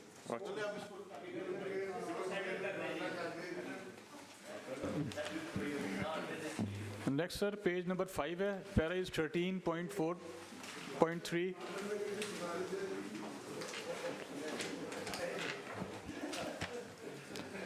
(13.4.32) Non-recovery of annual rent and non-deduction of advance tax and security deposit 4.26 million sir. ये सर कुछ शॉप्स हैं और कुछ स्टॉल्स हैं, ये इन्होंने ऑक्शन किए थे और रेंट पे दिए थे इसके साइड बाय साइड। इसमें sir recoverable amount on count of rent थी 1.71 मिलियन, जो कि इनसे रिसीव नहीं की थी फॉर ए लॉन्ग टाइम, और इसके साथ एडवांस टैक्स की अमाउंट है सर 2.04 मिलियन, वो भी सर अभी तक इस कॉन्ट्रैक्टर से रिसीव नहीं की। लेटेस्ट पोजीशन सर इसकी ये है कि 1.34 मिलियन की रिकवरी सर हो गई है, जिसको ऑडिट ने वेरीफाई कर लिया है, और बकाया recovery sir on count of advance tax is still pending. और इसमें से कुछ अमाउंट वीसी साहब ने वेव ऑफ पे की थी, जिस पे सर डीएसी हुई थी। डीएसी में फाइनेंस को इतराज़ था कि VC can't waive off the amount on account of Covid. जी सर, इसमें एक मेरी गुजारिश है। जी सर गुजारिश ये है कि अगर सेक्रेटरी साहब ये पैरा पढ़ें, वो खुद डिसाइड करें कि ये सिस्टम प्रिवेल कर रहा है, वहाँ कोई काम कर रहा है, मतलब ये जो तमाम प्रोसीजर ये पैराज हैं, इनको ऑनेस्टली आप खुद देखें, आया ये पैरा बनने वाले हैं, ये तो सिस्टम वर्क नहीं कर रहा या कोई निज़ाम नहीं, इनका कोई नहीं है जिसकी वजह से ये पैरा बने हैं। अगर कोई मतलब एक रेंट का पैरा है, क्योंकि मतलब ये तो ऐसी बातें हैं जो पढ़ रहा था तो मैं हैरान हो रहा था कि इनका सिस्टम जो है वो डिफेक्टेड है। सर 100% ठीक है नॉर्मल सर्कमस्टांसिस में वैसे वीसी जवाब, लेकिन मैं इसमें ये सजेस्ट करूँगा क्योंकि that normal circumstances Covid day थे, तो उसमें हर आदमी ये नॉर्मल थे, तो अब नॉर्मल सिचुएशन में ये हुआ। अदरवाइज़ ये इसकी बचने की टैक्स वगैरह रिकवरी की कोई ऐसी लॉ नहीं थी कि ना रिकवर होती। अगर स्टूडेंट्स होते, कैंटीन चलती, शॉप्स चलती, तो डेफिनेटली वो पे हो जाता। तो यहाँ अभी तो इंशाल्लाह ऐसा नहीं होगा सर इसमें जहाँ तक पावर्स है उन्होंने एक्सरसाइज की है, फाइनेंस एग्री नहीं किया, लेकिन पावर्स को एक्सरसाइज तो किया है सर उन्होंने। सर इसमें 1.9 है सर, वो भी इंशाल्लाह कैंडी जो है ना, मेरी रिक्वेस्ट सुन लें ज़रा, इसमें आपने खुद ही यूएस रिकमेंड किया है रिकवरी का, ये ज़रा पढ़ लें आप, क्योंकि मैं भी मिनिस्टर लाइफ स्टॉक कर रहा हूँ 6 महीने, मुझे सब कुछ पता है, ये ज़रा आप खुद पढ़ लें ज़रा। जो SDAC का था उसमें मीटिंग हुई थी और इसके वेवर को डिपार्टमेंट तो एग्री कर रहा था, लेकिन फाइनेंस ने कहा कि नहीं ये जो पैरा बन गया है तो इसको एग्री नहीं किया इनके वेवर को। तो ये सर सूरत हाल है। बाकी आपके सामने वाइस चांसलर जवाब देना चाहिए। जरा पढ़ के बताएं हाउस को, जरा बताएं आप काइंडली। जी सर ये 13 ये है non recovery of annual rent and non deduction of advance tax and security deposits, ये है पेज 5 पर। सर इसमें सर हमने जो रेंट की रिकवरीज थी वो सारी हो गई है सर हमारे पास, और सर सिर्फ एडवांस टैक्स की मद में सर हमसे जो है वो 2 मिलियन सर रिकवर नहीं हुआ। वो भी सर इसलिए नहीं रिकवर हुआ क्योंकि सेक्शन 55 और 159 के तहत जो यूनिवर्सिटी की इनकम थी वो एग्जेम्प्ट थी। अभी सर प्री SDAC हुई, अभी सेक्रेटरी साहब ने कहा, तो उसमें सर डिसाइड किया कि इनसे रिकवर करें ये जो बंदे हैं, जी अब हुआ है सर। तो हम सर इसमें 1.9 के सर हमने उन्हें लिख दिया है, इंशाल्लाह विदिन 2 वीक्स हम रिकवर करवा। इसमें टाइम लिमिट सब्जेक्ट टू मियां साहब जी उन्होंने टाइम लिमिट दे दी है, मेरा ख्याल उसे एक्सेप्ट कर लें, और सब्जेक्ट टू रिकवरी। और ये सर इसमें प्री PAC डिसीजन भी इनको क्या पढ़ लेना जी, उससे ज़्यादा क्लियर हो जाएगा। पढ़ लिया प्री PAC में सर है, कहाँ लिखे हुए 2 वीक्स मांग लिए तो उन्हें दिए जाएं ताकि रिकवरी सब्जेक्ट टू रिकवरी। नहीं ये सर मेरे ख्याल आपने नहीं देखा, नहीं ये subject to recovery settled within 2 weeks. जी ऑडिट ये ठीक है जी? जी सर रिकवरी करवाया तो हम वेरिफिकेशन कर लेंगे। Subject to recovery within 2 weeks. जी ठीक है sir. Para of advance tax settled. जी thank you sir. Okay next sir para है पेज नंबर 8 पे sir, para number 13.4.3 undue favor to the contractor by extension in contract without payment of annual rent, advance tax and security deposits and the recovery thereof is 1.846 million. Sir ये पेट pharmacy को इन्होंने एक contract award किया था pharmacy का for 1 year and 4 months 1 फरवरी 2021 को sir, और इसकी अमाउंट बनती थी 20 लाख प्लस 7 लाख 27,40,925 रुपए। सर ये जब पीरियड ख़त्म होने वाला था 1 मार्च से 30 जून का सर कॉन्ट्रैक्ट था, जिसमें मैंने अर्ज़ की है मई तक पूरा साल इन्होंने कोई पेमेंट नहीं की इस पेट फार्मेसी वालों ने। इन्होंने बजाय कि वो पेमेंट रिकवर करते, उन्होंने उस फर्म को मज़ीद 1 साल का कॉन्ट्रैक्ट एक्सटेंड कर दिया, हालांकि ऐसी कोई प्रोविजन भी नहीं थी कॉन्ट्रैक्ट एग्रीमेंट में। और एक्सटेंशन ग्रांट की सर इनको मज़ीद 27,50,000 रुपए की, एडवांस से टैक्स भी रिकवर नहीं किया सर। तो इसमें ये सर ये अनड्यू फेवर दी कॉन्ट्रैक्टर को, पेमेंट भी रिकवर नहीं की। जिस तरह सर मैंने पहले अर्ज़ किया कि वैल्यू फॉर मनी होती है, अगर आपने 50 लाख रुपए पूरा साल रिसीव नहीं किए कॉन्ट्रैक्टर से तो सर उसका भी इंटरेस्ट रेट होता है, उसकी भी तो वर्थ होती है सर। जी सर, इसमें यह था कि हमने कोविड पीरियड में उन फार्मेसी से सारा रेंट और हर चीज़ रिकवर कर ली है। सिर्फ एडवांस टैक्स की मद में, जैसे सर लास्ट में सेक्शन 59 एडवांस टैक्स हमने नहीं लिया था क्योंकि यूनिवर्सिटी की इनकम एग्जाम्प्ट थी। अभी सर सेक्रेटरी साहब ने कहा है कि यूनिवर्सिटी की इनकम एग्जाम्प्ट है, उन फार्मेसी पे नहीं। हमने 4,75,000 का जो एडवांस टैक्स है उसको बुला के कह दिया है कि इसको आप डिपॉजिट करवाएं विद इन अ वीक। तो इंशाल्लाह सर ये विद इन अ वीक ये भी एडवांस टैक्स जमा हो जाएगा सर। सर ये पैरा सिर्फ रिकवरी का नहीं है, इसमें अनड्यू फेवर दी गई कॉन्ट्रैक्टर को। पैरा असल में इसके सेंस ये है सर। सर उसमें ये था, उसका इंस्टेंस ये था सर उसमें कि कोविड पीरियड में बच्चे नहीं है, फार्मेसी मतलब लोग नहीं आ रहे, इसके बावजूद सर हमने रिमाइंडर्स दे दे के उनसे हमने फार्मेसी, क्योंकि नंबर ऑफ पेशेंट्स भी नहीं थे सर उस दिनों में, बावजूद इसके हमने सारा रेंट सर हमने रिकवर करवाया। तो मेरी सर हाउस से रिक्वेस्ट है कि इस तरह ना करें, मतलब वो हमने जो रेंट ही रिकवर करा लिया यही बहुत बड़ी बात है। तो जो एडवांस टैक्स की मद में ये कह रहे हैं 4,75,000 इंशाल्लाह within a week sir आप जो कह रहे हैं कि ऐसा ना करें, हमने क्या किया आपको? नहीं सर वो कह रहे हैं ना कि उसके ऊपर भी इंटरेस्ट लें। मैं फाइनेंस डिपार्टमेंट से पूछूंगा कि क्या ये जिस तरह के ऑडिट वालों ने, क्या आप उससे एग्री करते हैं कि ये नेक्स्ट ईयर के लिए विदाउट टेंडरिंग जो है ये एक्सटेंड कर सकते हैं कॉन्ट्रैक्ट को? ट्रांसपेरेंसी के लिए सर आजकल टेंडर बहुत है, आजकल क्या इसका पेपरा रूल के तहत टेंडरिंग है, ये तो नहीं कर सकते। नहीं तो फिर ये इन्होंने एक्सटेंशन किस रूल के तहत की है?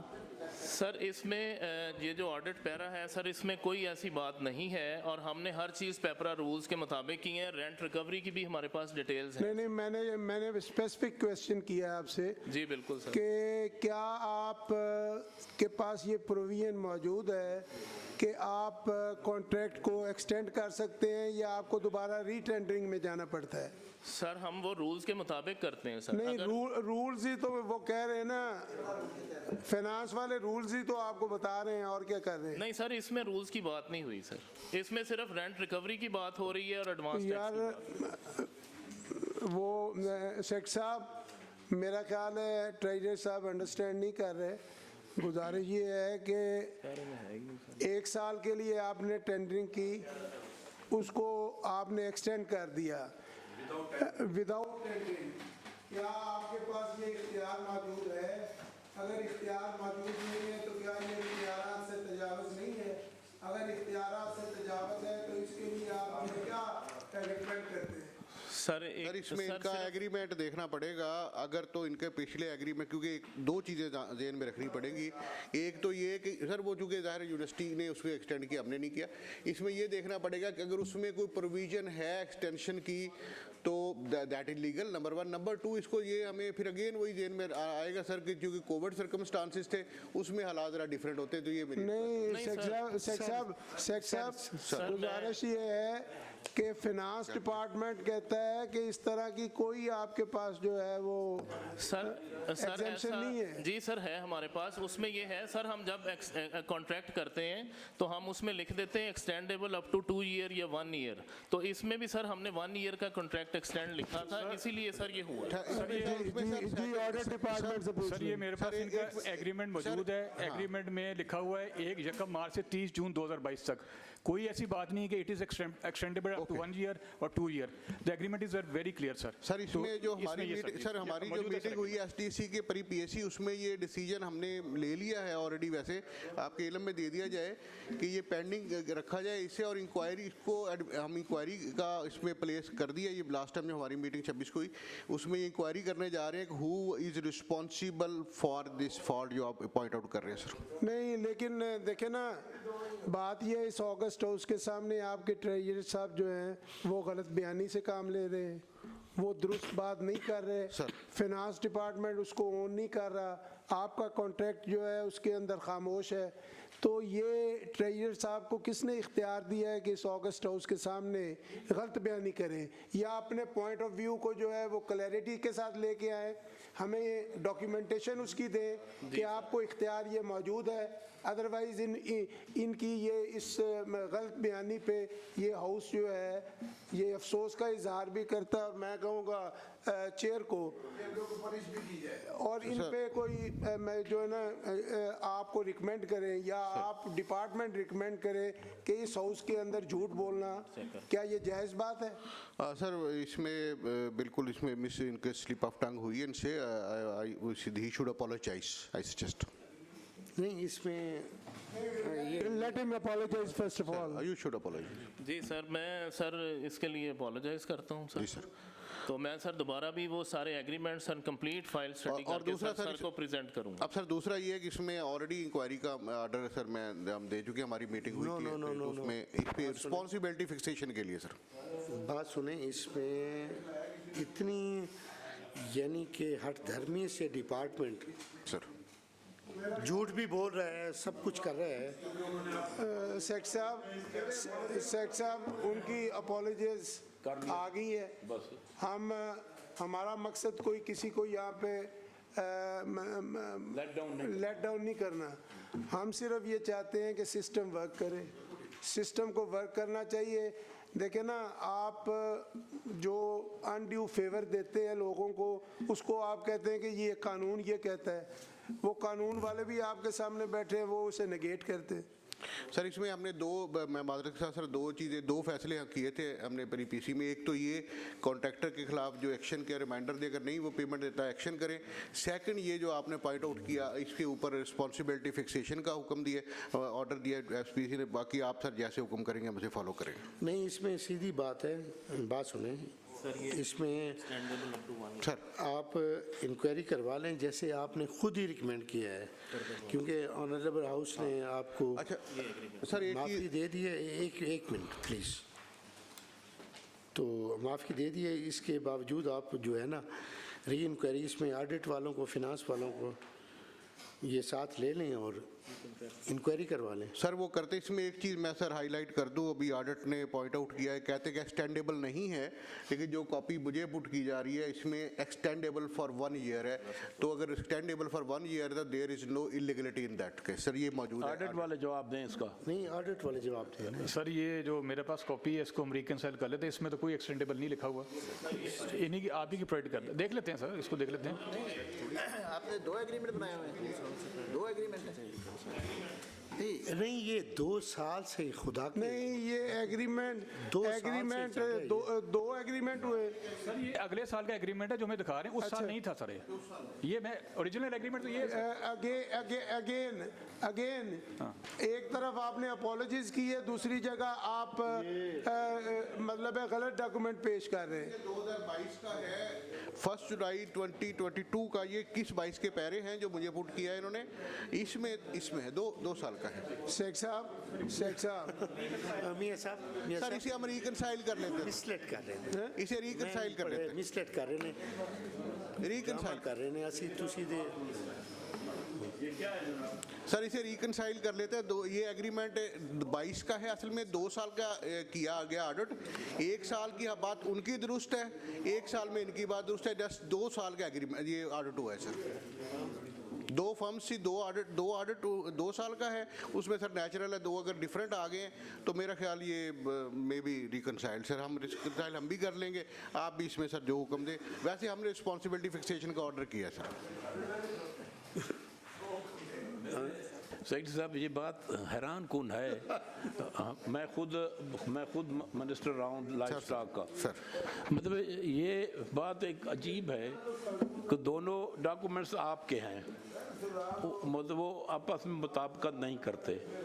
जो आप सजेस्ट करते हैं हम उसको मान लेते हैं। सर मैं इसमें वो अर्ज कर रहा हूँ, एक पहले साल का 21 का है और दूसरा 22 का है, तो ये जो ऑडिट भी 2 साल का है, उसमें नेचुरल अगर 2 एग्रीमेंट 2 साल में हुए उसमें कोई चेंज है तो आई थिंक मैं फाइनेंस डिपार्टमेंट से पूछता हूँ कि ये जो एग्रीमेंट ये करते हैं ये कौन से कानून के तहत करते? एक साल में एक मतलब एग्रीमेंट है, दूसरे में एक्सटेंडेबल है, तो ये कानून क्या कहता है कि क्या ये एक्सटेंड कर सकते हैं? सर पेपरा में कोई ऐसी गुंजाइश नहीं है। जो पहले साल का एग्रीमेंट है उसमें फिर अगर लिखना होता तो लिखते, दूसरे साल में तो नहीं लिख सकते उस टेंडर के बाद। ये बात ठीक नहीं लग रही। इस पर सेक्रेटरी साहब से रिक्वेस्ट, सर आप इंक्वायरी करवा लें इस पर जी, ये ठीक ये आप ज़रा देख ले रूल्स को कि रूल्स को वायलेशन हो रही है कि नहीं, और प्रॉपर इंक्वायरी करवा ले with the permission of the chair ने हुक्म देना जी।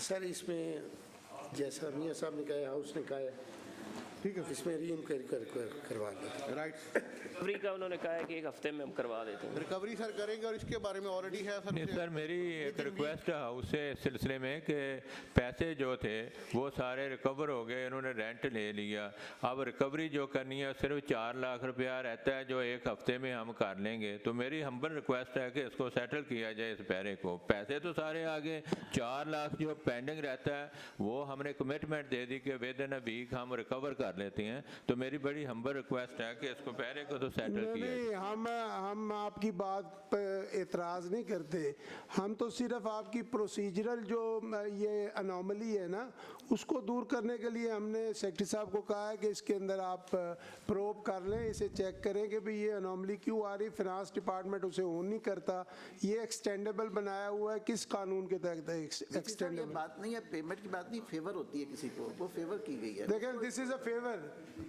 आप जब एक्सटेंड करते हैं तो फेवर करते हैं, उसकी रीटेंडरिंग नहीं करते।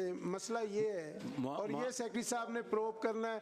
और सेक्रेटरी साहब ये कितने अरसे के बाद कमेटी के सामने ले आएंगे आप? टाइम लिमिट दे दें। नहीं टाइम लिमिट आप लें, क्योंकि आप माशाल्लाह काफ़ी जेनरस है टाइम देने में, तो ज़रा नहीं मियाँ साहब इसमें मैं एक रिक्वेस्ट करूँगा, इनके अपने डिपार्टमेंट में ये थोड़ा सा पढ़ लें ज़रा। सर मेरे को इसमें वट एवर टाइम जो सजेस्ट हम उसे फॉलो कर लेंगे। कम अगर 3 मंथ तो एटलीस्ट सर होना चाहिए सर, उसको 3 मंथ मेरे ख्याल होने चाहिए जो 3 महीने क्या है। और ये मैं वाइस चांसलर साहब से ये गुजारिश करूँगा, गुजारिश एक मिनट जी, गुजारिश एक जी सर। वीसी साहब से मैं मुखातिब हूँ। युवास को मैंने 6 महीने बहुत पढ़ा है इसको।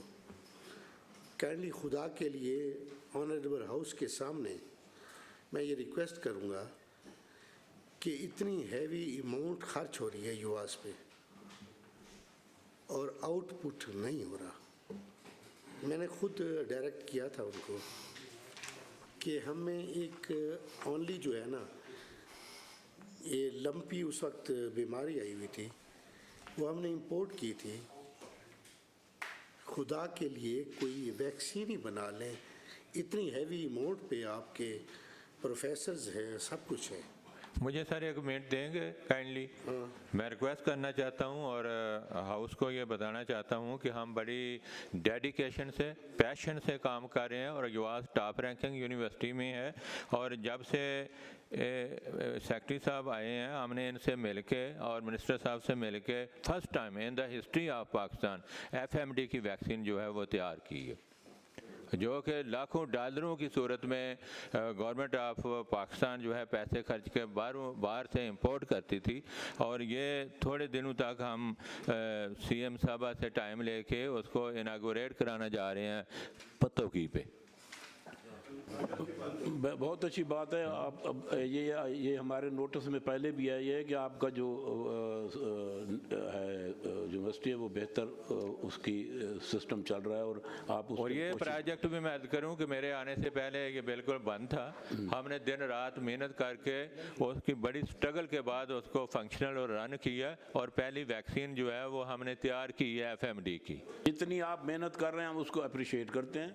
जो पहले बात आपने की ना कि अमाउंट 4 लाख है, अमाउंट जैसे मियाँ जावरदमान ने कहा कि हम जो सिस्टम है या आपका तरीक़ाकार है उसको चैलेंज कर रहे हैं और नहीं सर, मुझे आपसे इख्तलाफ नहीं है। मुझे मेरी सबमिशन सिर्फ ये थी कि पैरा जो है वो अमाउंट का लगा कि इतनी अमाउंट रिकवर नहीं हुई, वो उस चीज़ का पैरा नहीं लगा कि ये इन्होंने एक्सटेंड किया, या तो वो अलहदा से उस चीज़ का पैरा लगाते। मुझे इस पे हाउस से थोड़ा सा इख्तलाफ है मादर के साथ। ये मेरी हम्बल सबमिशन है कि जब अमाउंट रिकवर हो गई 4 लाख का हमने कमिटमेंट दे दी हाउस को, काम उसको रिकवर कर देंगे विद इन अ वीक, तो फिर डेफिनेटली ये पैरा तो सेटल होना चाहिए। पहली तो बात है नहीं वीसी साहब, आप हाउस को डायरेक्ट नहीं कर सकते। नहीं, मैं डायरेक्शन नहीं दे रहा, मैं हम्बल सबमिशन कर नहीं कर सकते।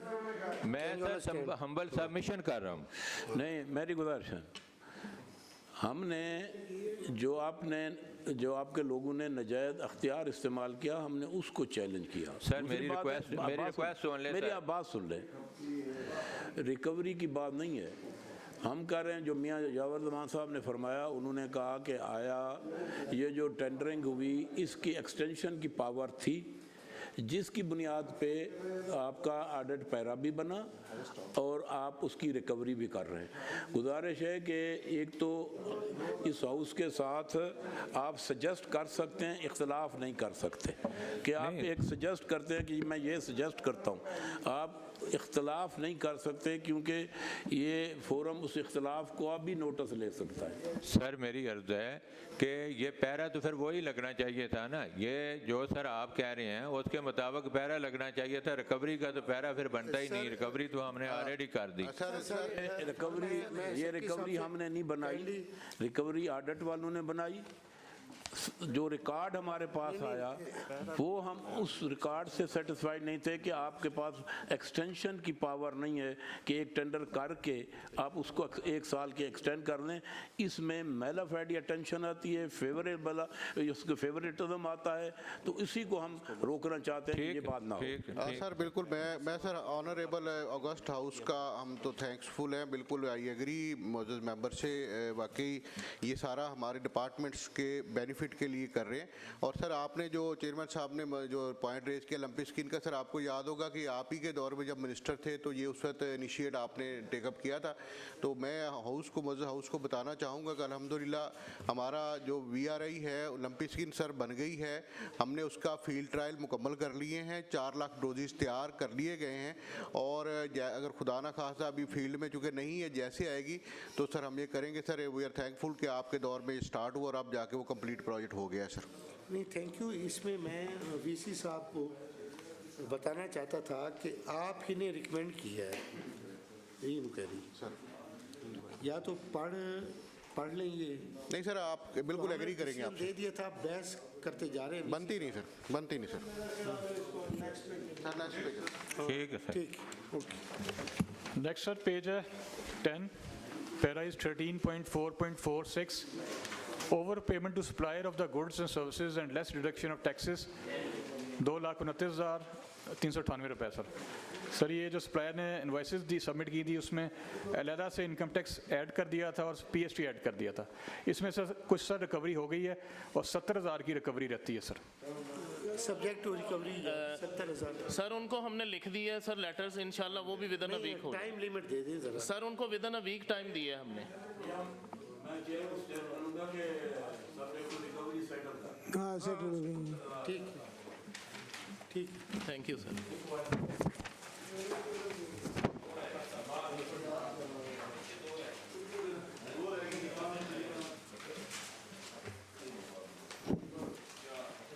नेक्स्ट सर पेज है 12, para is 13.4.5.3, irregular purchase of internet access management system for 4.56 million without opting for tender।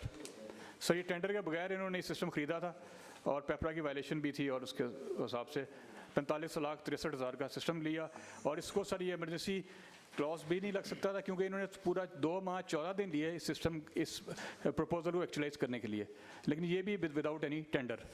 Ji sir, इसमें मैं कुछ अर्ज़ करना चाहूँगा।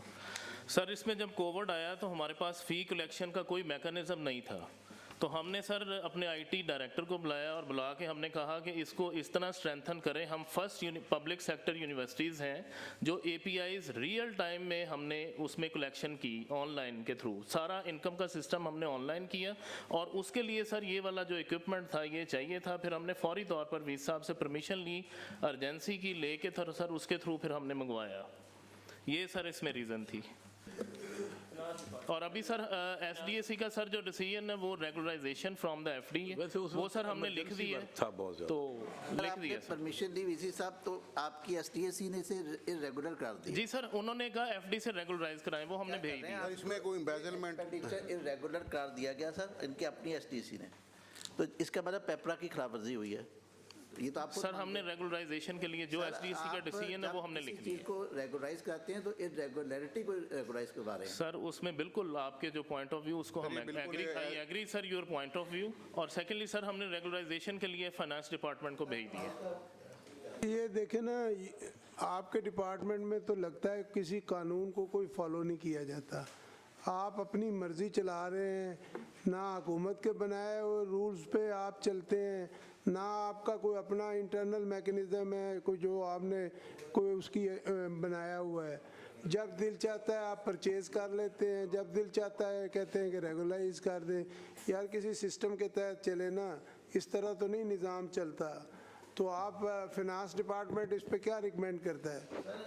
पेपरा की खिलाफवर्जी हुई है और अब हाउस के अंदर केस आ गया है कि ये हमें रेगुलराइजेशन के लिए लिखना चाहते हैं तो लिखें, लेकिन आपके हुक्म से आया। यो सेक्रेटरी साहब, ये उस वक्त इमरजेंसी नहीं थी जब कोविड था, तो उस वक्त कुछ वो काम ऐसे हुए जो उस इमरजेंसी में हुए, और मैं समझता हूँ उस वक्त ज़रूरत भी थी ऐसे काम करने की, अदरवाइज उसको सिस्टम कोलैप्स कर जाता या वो जो सिस्टम है वो चल नहीं सकता था। बिल्कुल सर, तो ऐसा ही उसके जब इमरजेंसी होती है तो उसमें कुछ काम इमरजेंसी में जो रूल्स के मुताबिक हैं शायद उसकी बाद में अप्रूवल ली जाए या उसको वेव ऑफ कराया जाए, तो उसमें वक्त करने तो पड़ते हैं। इसको भी आप क्या समझते? आपकी बजा बात है, बिल्कुल सही है। इन्होंने 59 को इन्वोक किया, लेकिन ये जो एमरजेंसी के मैटर्स हैं वो इस चीज़ में नहीं आते कि इंटरनेट लगवा रहे हैं, वहाँ आते हैं अर्थक्वेक है, फ्लड है, कोई आग लग गई है। ये इमरजेंसी की डेफिनेशन है हमारे ट्रेड रूल्स के अंदर, ये उस डेफिनेशन में तो नहीं आती सर। लेकिन ऑनलाइन नहीं, एक मिनट आया, जब क्लासेस ना हो रही हूँ, ये क्योंकि ये एजुकेशनल सिस्टम है ना जी, तो उसमें आप इसको, मैं तो समझता हूँ कि अर्थक्वेक से भी ये ज़्यादा इमरजेंसी है कि अगर बच्चे घर बैठ जाएं और उनको ऑनलाइन उनको पढ़ाया जाए और उसका सिस्टम ना हो जाए, तो मैं समझता हूँ ये तमाम इमरजेंसी से ज़्यादा इमरजेंसी है कि अगर उसको इस तरीके से डील करके उसको अगर पढ़ाया जाए तो। जैसे आपका डिसीजन है हाउस मैं निवानी साहब, मगर मैं आपसे डिसएग्री करूंगा इसमें। मैं बिलीव करता हूं कि चाहे वो एक इमरजेंसी की सिचुएशन थी, ग्लोबल एक पेंडेमिक था, मगर स्टिल जो रूल्स और रेगुलेशंस थे उनकी वायलेशन हुई है। और जिस तरह ये FD ने हमें बताया कि अगर इसको रेगुलराइज करना भी है तो यानी कि एक्सेप्टेंस है यहाँ पे लाइफ स्टॉक डिपार्टमेंट की तरफ से कि वहाँ पे इरेगुलरिटी थी तो उसको रेगुलराइज करवाया जाए। सर मैं सर इसमें अर्ज करूँ, एक मिनट, मुझे ये नज़र आ रहा है कि इस फर्म की सिलेक्शन किस बुनियाद पे की गई? नहीं, ये कह रहे हैं इस फर्म की सिलेक्शन क्यों की गई, ये एक ही बंदे को क्यों आपने सेलेक्ट किया, टेंडर क्यों नहीं किया जी? सर इसमें जो था सर, ये सोल प्रोप्राइटरशिप था बंदा, इसमें पाकिस्तान में और कोई डिस्ट्रीब्यूटर नहीं है, एक। सेकेंडली सर, हमने जहां हमने मतलब ऑनलाइन क्लासेस का जैसे सर ने कहा, तो सर उसमें इमरजेंसी थी सर, हमने ऑनलाइन क्लासेस भी सर हमने करवाई, उसके लिए फी कलेक्शन के लिए ज़रूरी था सर। मैं ऑनरेबल सेक्रेटरी साहब से दरख्वास्त करूंगा, ये नहीं ऑडिट वाले जरा ये एक मिनट, मैं ऑनरेबल सेक्रेटरी साहब से दरख्वास्त करूंगा कि ये जो ट्रेजरर साहब हैं ये जो बयान फरमा रहे हैं कि सोल डिस्ट्रीब्यूटर है, इस पर ज़रा इंक्वायर कर लें, चेक कर लें कि क्या सोल डिस्ट्रीब्यूटर है या ये यहाँ पे जो है ये गलत बयानी से काम ले रहे हैं। हाँ बिल्कुल सही कह रहे हैं कि उसको किसने ऑथराइज किया है जी? किसने ऑथराइज किया है कि सोल वो डिस्ट्रीब्यूटर कोई है? डिग्री है, कोई सर्टिफिकेट? मैं आपका दिल चाहता है जिसको मर्जी फेवरेटिज्म दे दें। एक तो आप जो है रूल्स को वायलेट कर रहे हैं, फिर आप कहते हैं जी सोल डिस्ट्रीब्यूटर है। क्या पाकिस्तान के अंदर एक ही डिस्ट्रीब्यूटर है? ये भी गलत बयानी है इस हाउस के सामने जी। किसी और ने इसके अंदर आप इंक्वायर करके ये ट्रेजर साहब का कोई बंदोबस्त करें। ये तो हर बात में झूठ बोलते हैं जी। ये जैसे मियां साहब कह रहे हैं किसी ने तो बनाया होगा सोल डिस्ट्रीब्यूटर, वो कौन है अथॉरिटी जी जिसने सर पॉइंट किया? Sir check if you allow I add. नहीं, ऑडिट वाला सर पहली बात तो ये कि इसमें सोल डिस्ट्रीब्यूशन की कोई नहीं है। आप इसको इस सिस्टम को अभी भी ऑनलाइन भी खरीद सकते हैं, ऐसी बात है। दूसरी चीज़ है सर, ये पेंडेमिक का एरा नहीं है, कोविड का एरा नहीं है सर। ये पेमेंट्स आप चेक करें 2021 में, उसमें तो कोविड था भी नहीं।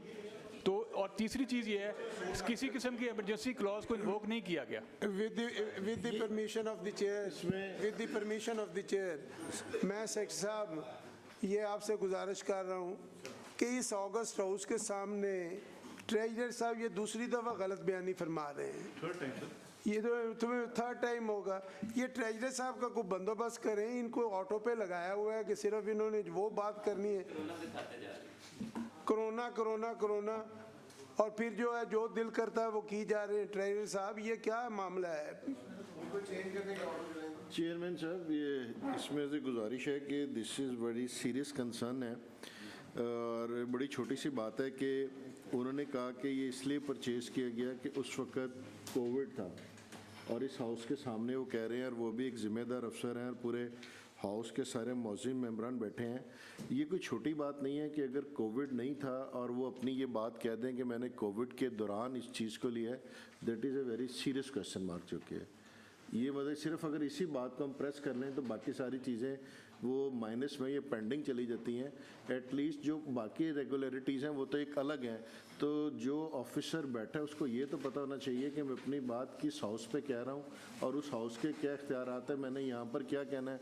एक गलती हो गई, नहीं कर सके, दैट इज़ अनदर थिंग। और अगर कोविड ही नहीं था तो how he can say that कि मैंने कोविड के दौरान जो कि इसको ये परचेज़ किया है। इस पर तो इंक्वायरी भी बनती है और मेरा ख्याल तो ये तो बड़ा सीरियस चीज़ है। इस पीरियड को एक्सप्लेन कर दें, आया कोविड था या नहीं था? जो हमारे पास डॉक्यूमेंटेशन के मुताबिक इस 16/11 के नवंबर में 20 में ये सारे इनकी कॉन्टेक्टिंग हुई है। तो दैट इज़ 19 के एंड पे कोविड शुरू हुआ था और 20 के एंड तक चलता रहा। तो कोविड की सिचुएशन तो थी और उसमें सर ये इसमें मौजूद जो डॉक्यूमेंट्स हमारे पास मौजूद है, तो सिचुएशन तो सर पूरा साल ही ऑलमोस्ट चली, कम ज़्यादा होता रहा पूरा साल। उसमें थ्रू हम सब ने किया, हम सबको पता, प्रैक्टिकली गुजरे हम सब। ये जहाँ आपने इंक्वायरी करनी है इसको कर लेते हैं, इसको भी चेक कर लेते हैं सर। दूसरा ये देखें कि इन्होंने जो कहा है कि सोल डिस्ट्रीब्यूटर, वो चेक कर लेते हैं, ये important। तीसरा ये देखें कि ये कोई मेलाफाइड इंटेंशन है कि इन्होंने बगैर टेंडरिंग के जो है ये ख़रीदा है सामान। इन 2-3 चीज़ों को देख के इंक्वायरी करके 3 महीने के अंदर हाउस के सामने आप with the permission of the chair या with the orders of the chair आप अगर सबमिट कर दें तो। नहीं, मैं ऑनरेबल हाउस से ये कहूँगा कि मैंने जो क्वेश्चन किया था सेक्रेटरी साहब ने वो उसका जवाब नहीं दिया कि इस फर्म की सिलेक्शन किस बुनियाद पे हुई।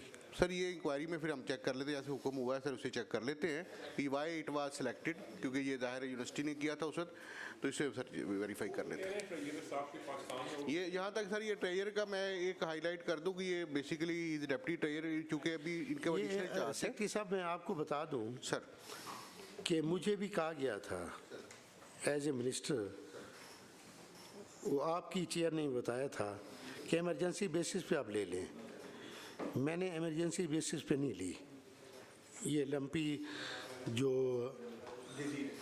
डिजीज़ थी उसकी वैक्सीन जो है, मैंने ओपन टेंडरिंग में गया। आपका सारा डिपार्टमेंट जो है ना मुझे गलत बयानी करता रहा। मैंने कहा नहीं, ओपन टेंडरिंग में जाऊंगा मैं, जो आएगा। और अल्लाह ताला की मेहरबानी से मैं ये आज हाउस के सामने भी अप्रेज कर रहा हूँ कि सिंध बलूचिस्तान सबसे निचले लेवल पे हमने इंपोर्ट की, यानी कि उनसे कम रेट पे हमने 56-58 करोड़ रुपया बचाया गवर्नमेंट का। खुदारा मैं मियाँ यावर जमान साहब ऐसे हर्ट नहीं हो रहे थे कि झूठ पे झूठ, झूठ पे झूठ। अगर इस ऑनरेबल हाउस में आपका नुमाइंदा झूठ पे अपनी बात करेगा तो ये हम अलाउ नहीं करेंगे। काइंडली हाउस ने जो फैसला दे दिया मैं भी एग्री करता हूँ कि इसको इंक्वायर करें और इसमें टाइम लिमिट भी दे दें ज़रा। हाँ, ये दोबारा इनसे अपोलोजाइज करवा लें। थोड़ा सा डाउटफुल है, थोड़ा डाउट का बेनिफिट ऑफ डाउट थोड़ा सा दे दो सर। अच्छा वो अच्छा वो मौली साहब बैठे हुए थे, मौली साहब किधर चले गए हैं?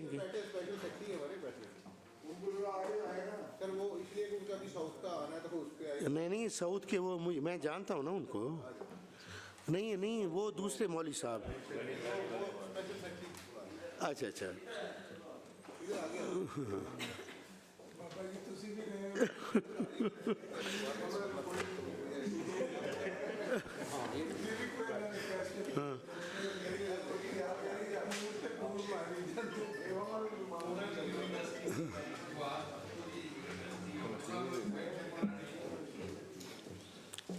चलो ठीक है, नेक्स्ट चलेगा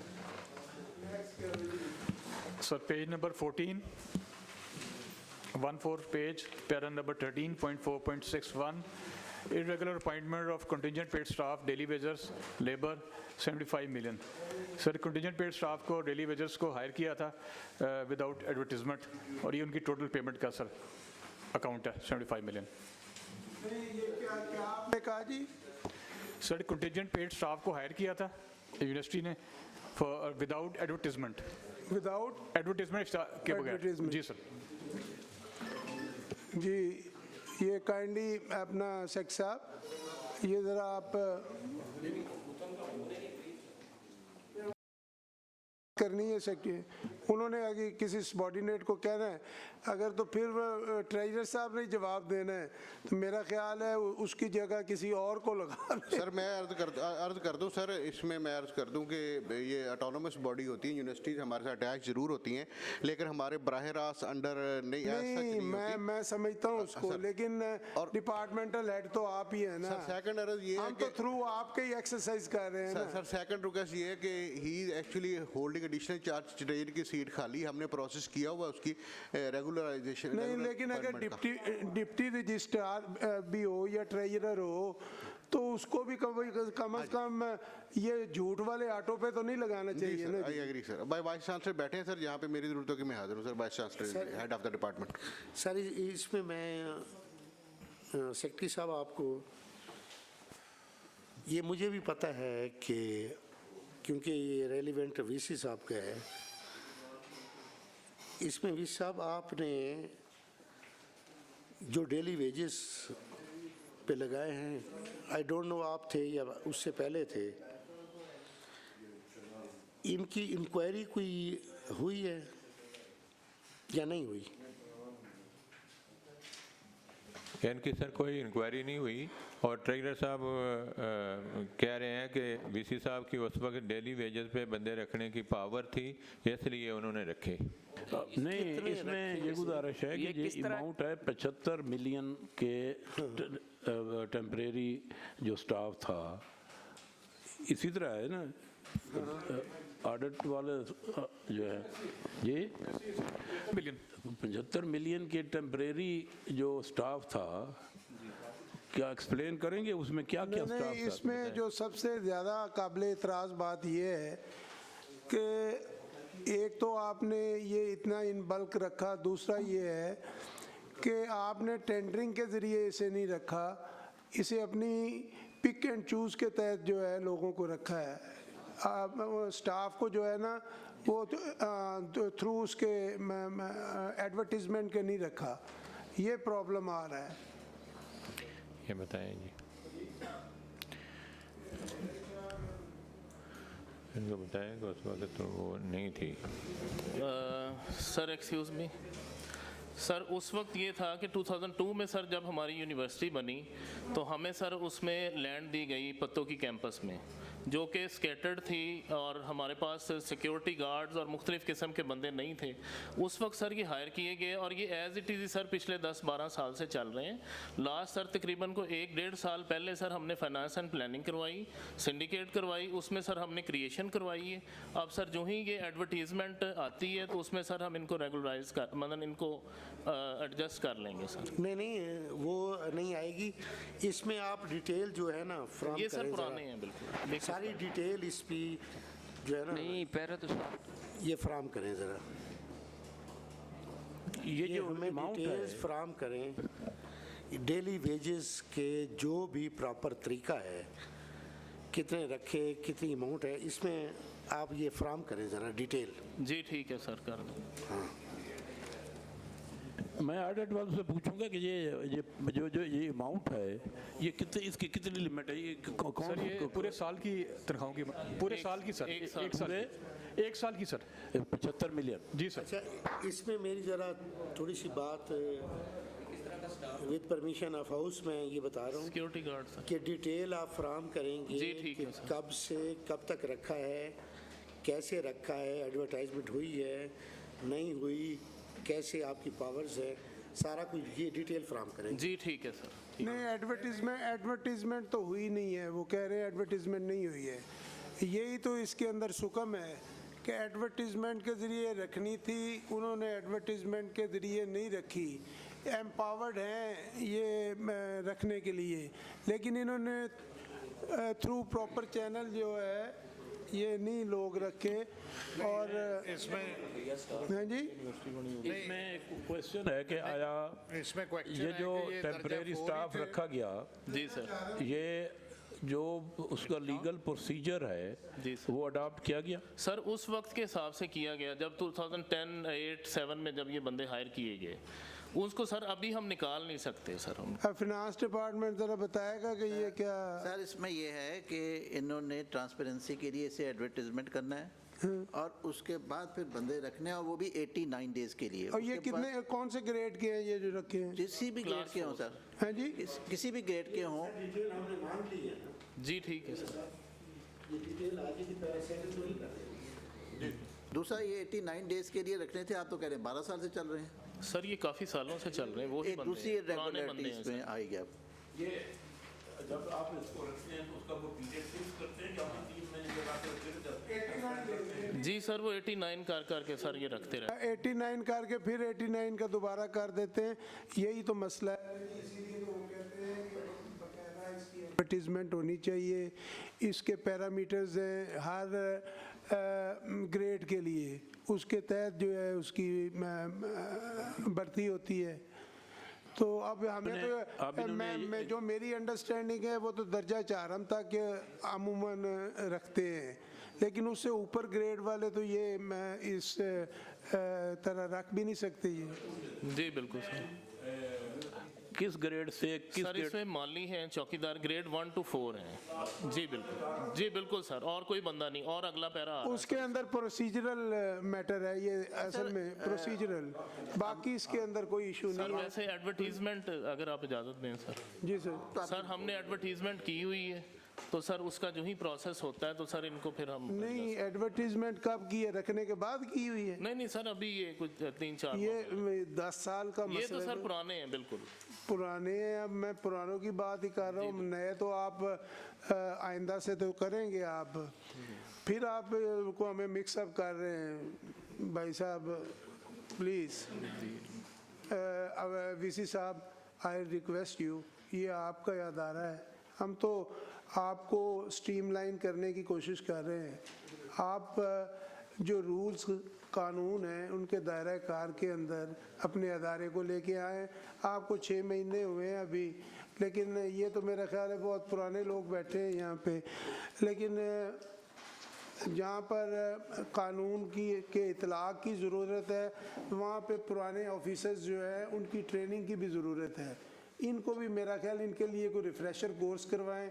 एक तो इन्हें कहें झूठ बोलना जो है किसी अदारे के सामने वो बहुत बड़ा जुर्म है, और इसी तरह की जो भी आपके इनका रिफ्रेशर कोर्स करवाना चाहते हैं वो करवाएं, ताकि इन्हें ये पता हो कि हमने किस अपना फोरम के ऊपर क्या बात करनी है और रेलेवेंट बात करनी है, विद डॉक्यूमेंट्स बात करनी है, ऑडिट को हमने जो है जवाबदेही करनी है, फिनांस डिपार्टमेंट्स के बनाए रूल्स के तहत हम उसके ताबे फरमान हैं। इन सब चीज़ों का इनको इदराक होना चाहिए। जो मुझे इनकी गुफ्तगू से मुसलसल लग रहा है कि ये इन्हें कोई इदराक नहीं है, ना इन्हें रूल्स का पता है, ना इन्हें कवानीन का पता है, ना इन्हें ये पता है कि पीएसी क्या होती है, पीएसी की क्या जुरिस्डिक्शन है, इन्हें कुछ इल्म नहीं है। इंशाल्लाह सर करते हैं सर जी। इसमें अब नमाज का टाइम भी होने वाला है, अगर आप हाउस जैसे चाहे मुनासिब। जी, इसमें बस मैं ये चेयरमैन साहब की इजाज़त के साथ ये ऐड कर दूं कि सेक्रेटरी साहब ये जो परफॉर्मेंस है अभी तक जितने हमने पैराज देखे हैं पहले से लेके अभी हम 8वें 9वें पे आ गए, तो ये this does not reflect well on yourself and the performance of the department. और मेरे ख्याल से जितने भी मेंबर्स हैं they would like to show and record their displeasure कि जिस तरह हम लोगों ने ये पैराज देख रहे हैं। और अभी ये एक लाहौर डिस्ट्रिक्ट के हमने पैराज देखे, जब हम बावलपुर की तरफ आएंगे, जहानिया की तरफ आएंगे, तो वहाँ पे हमें इरेगुलरिटीज़ ज़्यादा नज़र आएंगी। जो मेरा एक्सपीरियंस है कि छोटे ज़िलों के अंदर आपको ज़्यादा इरेगुलरिटीज़ नज़र आती हैं। सर मैं माजरत के साथ सर अर्ज करूँ कि अभी तक जितने पैरे आपने टैकल किए हैं, पहली बात तो ये कि ऑडिट डेफिनेटली हमें हमेशा बेनिफिशियल होता है कि हमारी गलतियां तो होती हैं फील्ड में, हम ये नहीं कहते कि कोई रेगुलरिटीज़ नहीं होती हैं तो पॉइंट आउट होती हैं। हमारा मेनली यही फोकस होता है कि मिस्टेक अगर गलतियां हैं उन्हें आइंदा के लिए सुधारा जाए, बेहतर मेन फोकस ये होता है। बाकी जहाँ तक ये पैरे अब तक आए हैं युवास के मुतल्लक आए हैं, ये मैंने जैसे अर्ज़ किया अटैच बॉडी है, उसके सिंडिकेट का एक मेंबर सेक्रेटरी लाइफ स्टॉक होता है। अटैच डिपार्टमेंट ज़रूर है, ऑटोनोमस है, हमारा इस पर एडमिनिस्ट्रेटिव कंट्रोल एज सच नहीं है। यहाँ तक पैरे अब ये जितने भी पैरे मोस्टली आ रहे हैं ये ना इन वीसी के दौर के हैं ना हमारे दौर के, पुरानी जैसे अभी बात हुई जैसे 5 साल 7 साल से लोग रिक्रूटेड हैं, तो जाहिर है वो लोग जिम्मेदार हैं, उन्होंने गलत किया, but it does not reflect कि ये वीसी या इसका मैं रिस्पॉन्सिबल। नहीं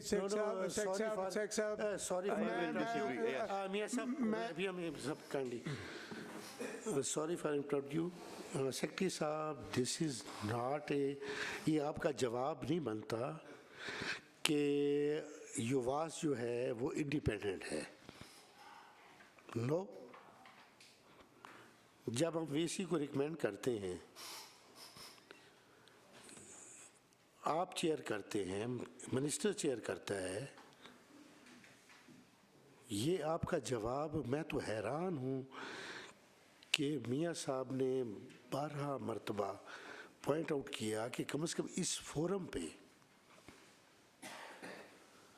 कैसे चल सकते हैं युवास, मुझे बताएं ज़रा आप। सर मैं मिनिस्टर और सेक्रेटरी बगैर मुझे बताएं। सर मैं अर्ज़ करता हूँ, सर अभी आप हुक्म जैसे दे रहे हैं कि ये इनका जो है सिलेक्शन, इवन वो दैट इज़ सिलेक्शन कमेटी उसका, और जो इसका governor is chancellor of vice. Sir I know फिर आप गलत बयानी से काम ले रहे हैं, माजरत से, कि पैनल जैसे भेजा जाता है थ्रू सीएम ऑफिस और जहाँ से तकर्री होती है, मैं जानता हूँ, मैं पुराना आदमी हूँ कि मैं फर्स्ट टाइम नहीं बना, या आपको इल्म नहीं है कि मैंने तो चेयर्स की हैं युवास की मीटिंग्स और उनको डायरेक्ट किया है, और आपकी सीट पे कोई और साहब थे, वो मेरे साथ बैठते थे, हम डायरेक्ट करते थे, आप कह रहे हैं कि डायरेक्ट नहीं करते। सर उस एंगल से बिल्कुल आपकी बात ठीक है उस हद तक, लेकिन अभी सिलेक्शन की बात मैं अभी ताज़ा आपको बता दूं, selection committee is appointed by the cabinet, और अभी ताज़ा तरीन हमारी सिलेक्शन के उसमें एक मेंबर एज ए मेंबर, चूँकि ऑफिस अटैच डिपार्टमेंट है, उसमें मेंबर के तौर पर सेक्रेटरी होता है।